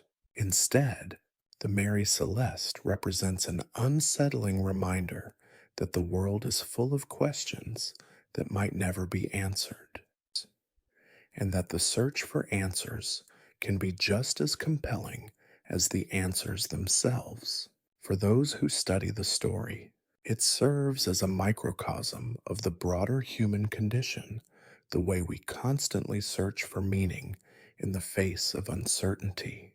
The disappearance of the Mary Celeste's crew speaks to a fundamental aspect of human experience, our desire to understand, to impose order on chaos, and to solve the unknown.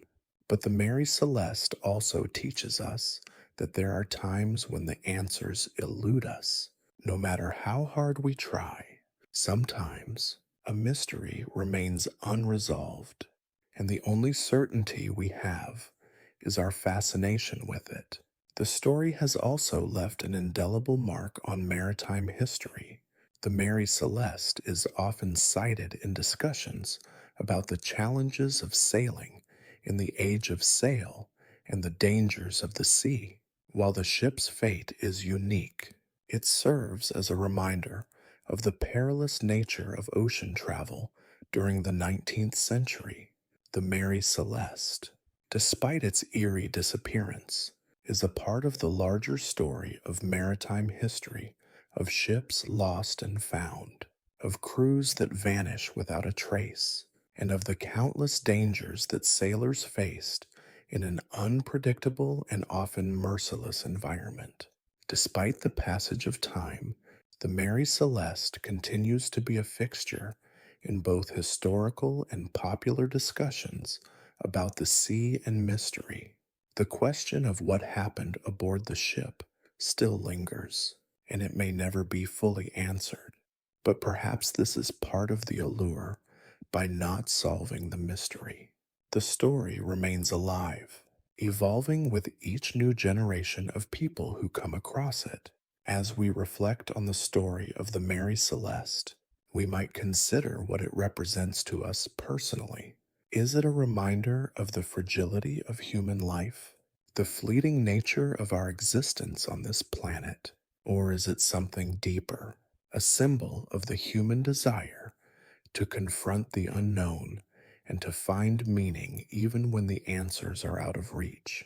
The Mary Celeste is not just a story about a ship, it is a story about us, about our pursuit of understanding, and about the mysteries that will forever remain a part of the human experience. The mystery of the Mary Celeste persists because it speaks to something universal, our eternal curiosity, our capacity for wonder, and our sometimes uncomfortable relationship with the unknown. And in the absence of answers, the story endures, inviting new generations to grapple with its unanswered questions. In the mid 19th century, China was caught in the turmoil of political upheaval, dynastic decline, and imperial pressure. The Qing dynasty, once a mighty force, had become weakened by internal strife, external invasion, and corruption. It was in this environment that one of the most extraordinary and largely forgotten rebellions in world history took shape: the Taiping Rebellion. At the heart of the Taiping movement was a charismatic and mysterious leader, Hong Xiuquan, who believed he was the younger brother of Jesus Christ and had been sent to lead China into a new heavenly kingdom. The origins of the Taiping Rebellion lie in the struggles of the Chinese peasantry in the early 19th century. As the Qing dynasty's grip on power weakened, the living conditions of many Chinese people deteriorated. The empire was beset by economic hardship, natural disasters, and the social strain of corruption at all levels. The opium trade with Britain had flooded the country with drugs, and taxes were increasingly oppressive. Many rural communities faced severe poverty, while the imperial elite continued to live in luxury. In this atmosphere of dissatisfaction and despair, Hong Xiuquan's vision of a new, divine order began to resonate. Hong Xiuquan was born in 1814 to a poor family in southern China. He attempted to pass the imperial civil service exams multiple times, but failed repeatedly. His frustrations with the traditional Chinese system and his failure to gain government recognition led him to a profound personal crisis. It was during a particularly desperate period that he experienced a series of visions in which he claimed to have been visited by God. In these visions, he was told that he was the younger brother of Jesus Christ and had been chosen to destroy the demonic Qing dynasty and create a new kingdom of righteousness, or the Taiping Heavenly Kingdom. Hong Xiuquan's self-proclaimed divine mission attracted followers, mostly from the ranks of the impoverished and disenfranchised, who found hope in his message. He preached a radical interpretation of Christianity combined with traditional Chinese beliefs, calling for the overthrow of the Qing dynasty, the destruction of Confucianism, and the establishment of a new egalitarian society. His followers, known as the Taiping, were mostly peasants, workers, and oppressed minorities who were disillusioned with both the Qing dynasty and the social order that had kept them in poverty. By 1851, Hong had amassed a sizable following, and the Taiping forces began their rebellion. The movement started in Guangxi province, but it quickly spread across much of southern China. The Taiping army, Under Hong's leadership, captured several major cities, including Nanjing in 1853, where they declared it the capital of the Taiping Heavenly Kingdom. From there, Hong Xiuquan envisioned the creation of a utopian society, free of corruption and inequality. He established radical reforms, including the redistribution of land, the prohibition of foot binding, the abolition of the imperial examination system, and the promotion of gender equality.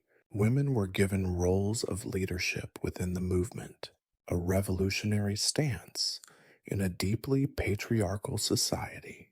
The Taiping army, with its fervent religious zeal, also believed in the establishment of a new religious order.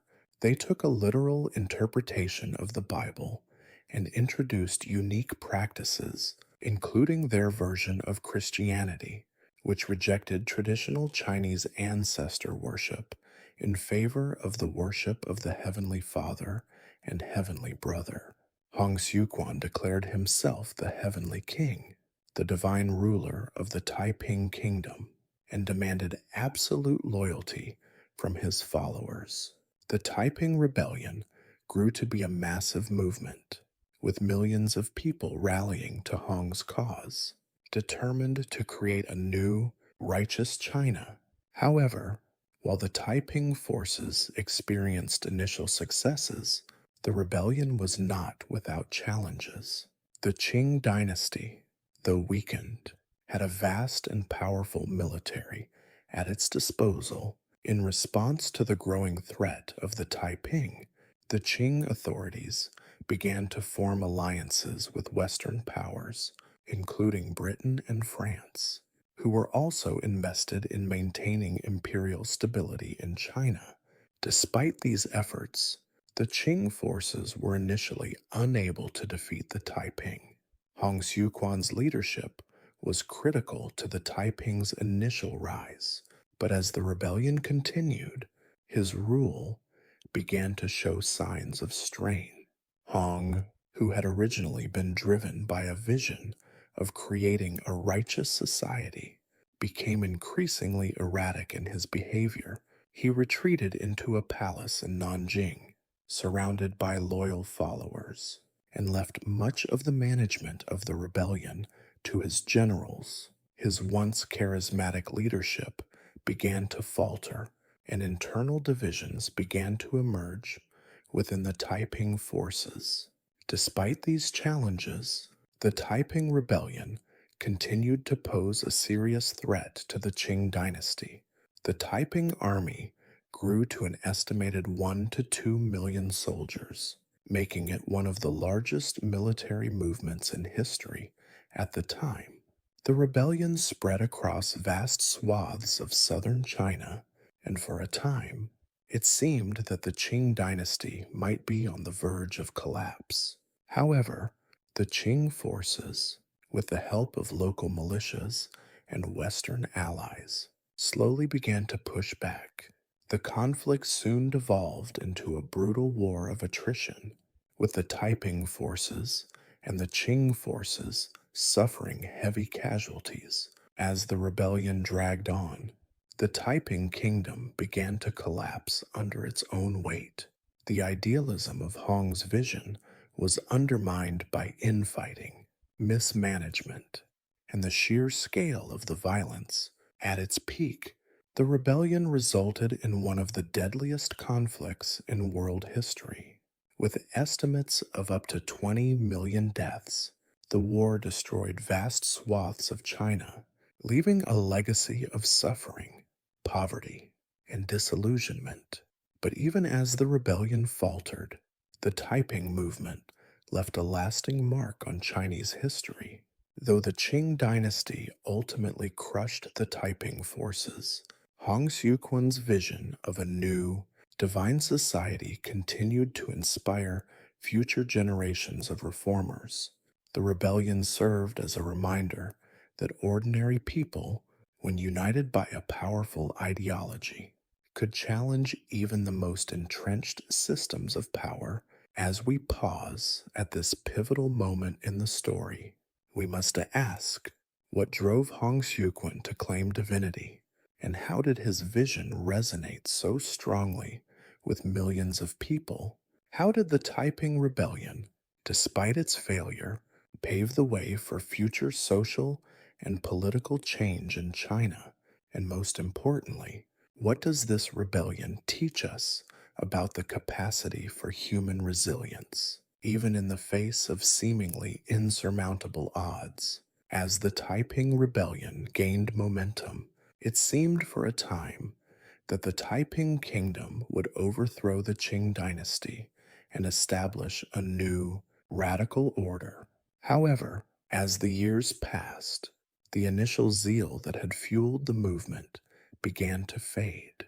Hong Xiuquan, once the charismatic leader of a growing revolutionary force, retreated into isolation, effectively withdrawing from the daily leadership of the rebellion. His once idealistic vision of a heavenly kingdom was slowly eroded by internal strife, mismanagement, and the immense toll that the protracted war took on the movement. Hong's personal decline mirrored the unraveling of the Taiping forces. As the rebellion continued, he became increasingly paranoid and erratic. He surrounded himself with loyalists who shielded him from the growing difficulties faced by the kingdom. Despite his divinely inspired claims and his absolute authority, Hong's leadership was becoming less effective. The Taiping army, once a powerful and unified force, started to fragment as factionalism spread. While many of Hong's generals were competent leaders, they increasingly found themselves at odds with each other and with Hong's unrealistic expectations. The general Zhuo Zongtang, who had played a crucial role in the Taiping's early successes, became disillusioned with the infighting and lack of direction. One of the most significant factors that led to the decline of the Taiping Rebellion was the deteriorating military strategy. Initially, the Taiping army had a strong, centralized command structure which allowed for coordinated attacks and a rapid expansion of territory. However, as Hong's leadership weakened, this structure began to break down. The Taiping army, now divided into competing factions, began to falter on the battlefield. The once unified force was unable to sustain its earlier momentum, and the Qing dynasty capitalized on these weaknesses. The Qing government, meanwhile, was not sitting idly by. Although the Qing dynasty had been severely weakened by the initial stages of the rebellion, it began to recover under new leadership. Zhu Zongtang, one of China's most skilled military leaders, played a critical role in the counteroffensive against the Taiping forces. Zhu's tactical brilliance, combined with the support of Western military advisors and advanced weaponry, helped the Qing forces regain territory and push back the Taiping Rebellion. One of the most pivotal moments in the decline of the Taiping Heavenly Kingdom was the fall of Nanjing, the Taiping capital. In 1864, for years, Nanjing had been a stronghold for the Taiping forces, and its capture was seen as the turning point in the rebellion. The siege of Nanjing was brutal, and the defenders, exhausted and demoralized, struggled to hold their ground. After months of intense fighting, the Qing forces, with the aid of Western trained troops, breached the city's defenses. When Nanjing fell, so too did the last significant hope for the survival of the Taiping movement. Hong Xiuquan, already a deeply paranoid and isolated figure, died shortly after the fall of Nanjing, possibly from illness, exhaustion, or even poisoning. His death marked the final blow to the Taiping Heavenly Kingdom. Without Hong's charismatic leadership, The Taiping forces lost their direction.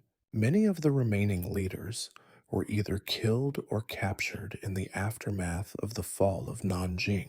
The final years of the rebellion were marked by a steady disintegration of the Taiping forces.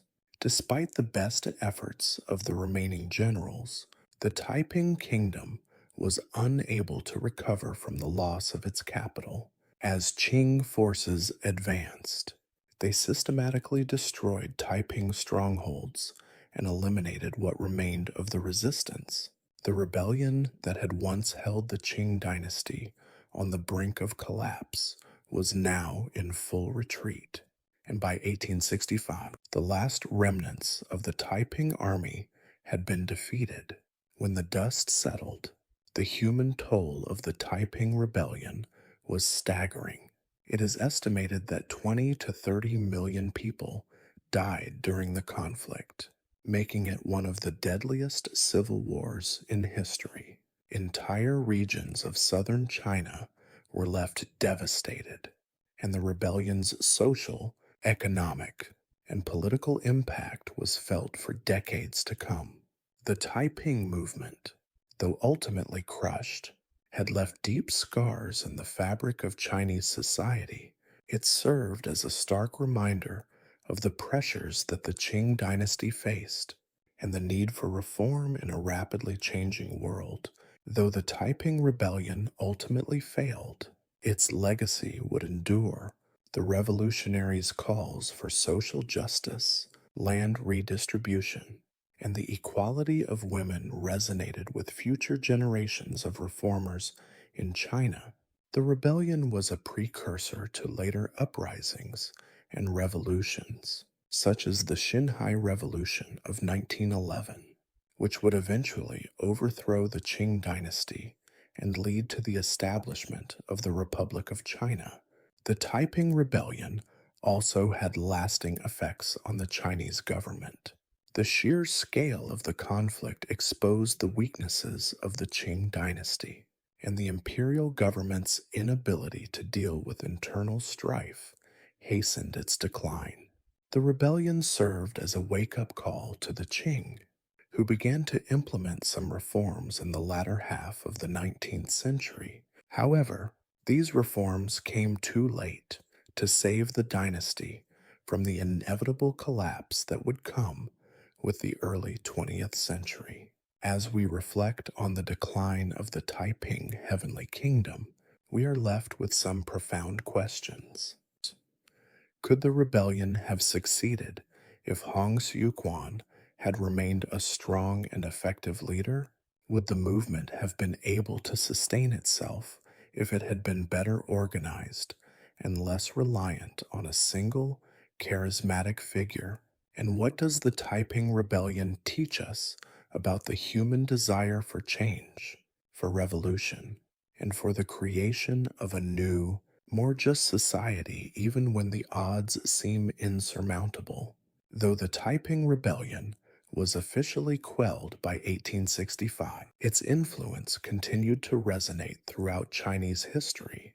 The collapse of the Taiping Heavenly Kingdom may have marked the end of the most significant challenge to Qing rule, but it left behind profound social, cultural, and political consequences.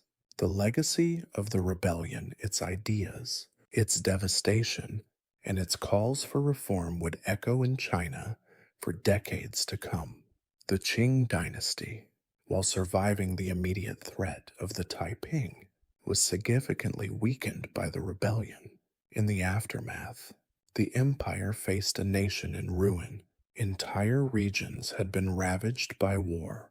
Cities were left in ruins, and millions of lives had been lost. The economy was shattered, and agricultural production was decimated in the areas most affected by the conflict. The Qing government, already struggling with internal corruption, was now forced to rebuild a fractured society. The rebellion had exposed the vulnerabilities of the Qing dynasty.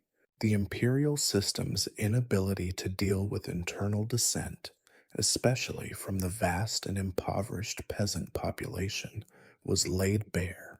While the Qing government successfully suppressed the Taiping forces with the help of regional militias and Western support, the war had drained the dynasty's resources and weakened its political power. The emperor's authority, which had been central to the legitimacy of the Qing, had been severely eroded.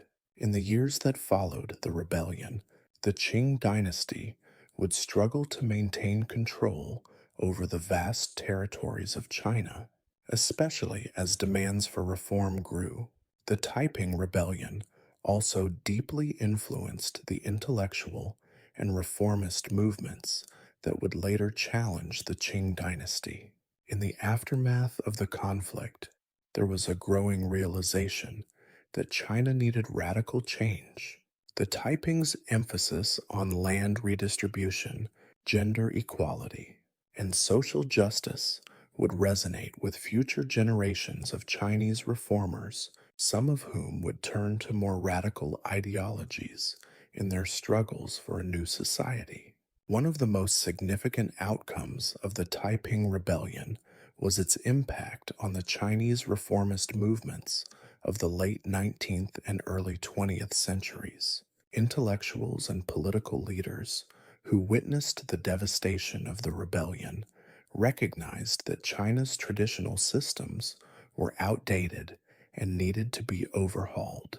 The rebellion had shown the stark contrast between the feudal, hierarchical system upheld by the Qing and the desire for a more egalitarian society.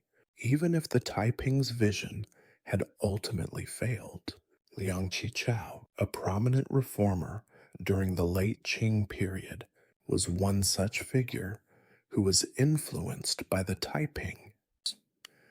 Though Liang did not share the Taiping's radical religious ideas, he believed that China's social and political structures needed a drastic reform in order to survive. The reforms that Liang and others pushed for, such as the self-strengthening movement, which sought to modernize China's military and industrial capacities, were, in part, a response to the internal crises exposed by the Taiping. The rebellion's failure, though tragic, served as a warning to the Qing dynasty about the dangers of failing to adapt to the changing world order. The Xinhai Revolution of 1911, which ultimately led to the overthrow of the Qing dynasty and the establishment of the Republic of China, can be seen as a culmination of the long-lasting effects of the Taiping Rebellion. While the direct link between the two may seem distant, the ideas that emerged from the Taiping's challenge to imperial rule, the belief in the right to land, the call for the equality of men and women, and the demand for a more just society were foundational to the revolutionaries who sought to topple the Qing. The Taiping Rebellion also had a lasting impact on Chinese religion and culture, while Hong Xiuquan's brand of Christianity, a blend of Christian and Confucian beliefs, was largely discredited after the rebellion's failure. His vision of a more egalitarian society left a mark on Chinese religious thought. The rebellion demonstrated the power of religious movements to mobilize large sections of the population, and it left an indelible impression on Chinese society's view of religion as a means of political change. Though Christianity was suppressed in China in the aftermath of the rebellion, Hong's message of social justice and the power of religious reform would continue to influence Chinese religious movements well into the 20th century.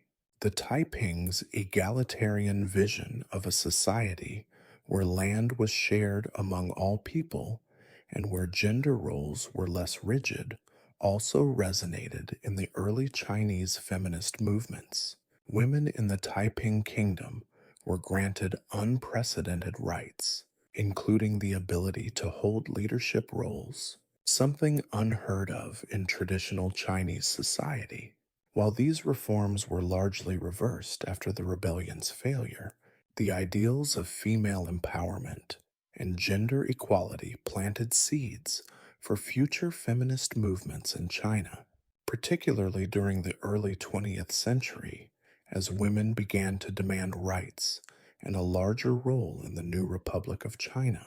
But the Taiping Rebellion's most enduring legacy might lie in the sheer scale of its devastation. The rebellion highlighted the deep divisions between China's elite and its peasants, and in doing so, it revealed the fragility of the imperial system. The suffering and destruction caused by the war left scars on Chinese society that would take generations to heal. The social and economic costs of the Taiping Rebellion are still felt today in the legacy of inequality and the continued struggles for land and wealth distribution in China. The Taiping Rebellion was, in many ways, an unsuccessful revolution. The vision of a new, righteous kingdom, free from the corruption of the Qing dynasty, was not realized. However, the forces unleashed by the Taiping were not entirely contained by the rebellion's failure. They would find new outlets in the movements that followed. From the reforms of the late Qing to the 1911 revolution and beyond, the Taiping, though ultimately defeated, had shown that the human desire for change, particularly for social justice and equality, could not easily be suppressed. As we look back on the Taiping Rebellion, we are left with the question, how do the failures of such a massive and devastating movement shape the course of history? The Taiping Rebellion may have been crushed, but its ideological influence outlasted its military defeat. It reshaped the way many viewed China's social, political, and religious systems, setting the stage for the radical transformations that would follow in the 20th century.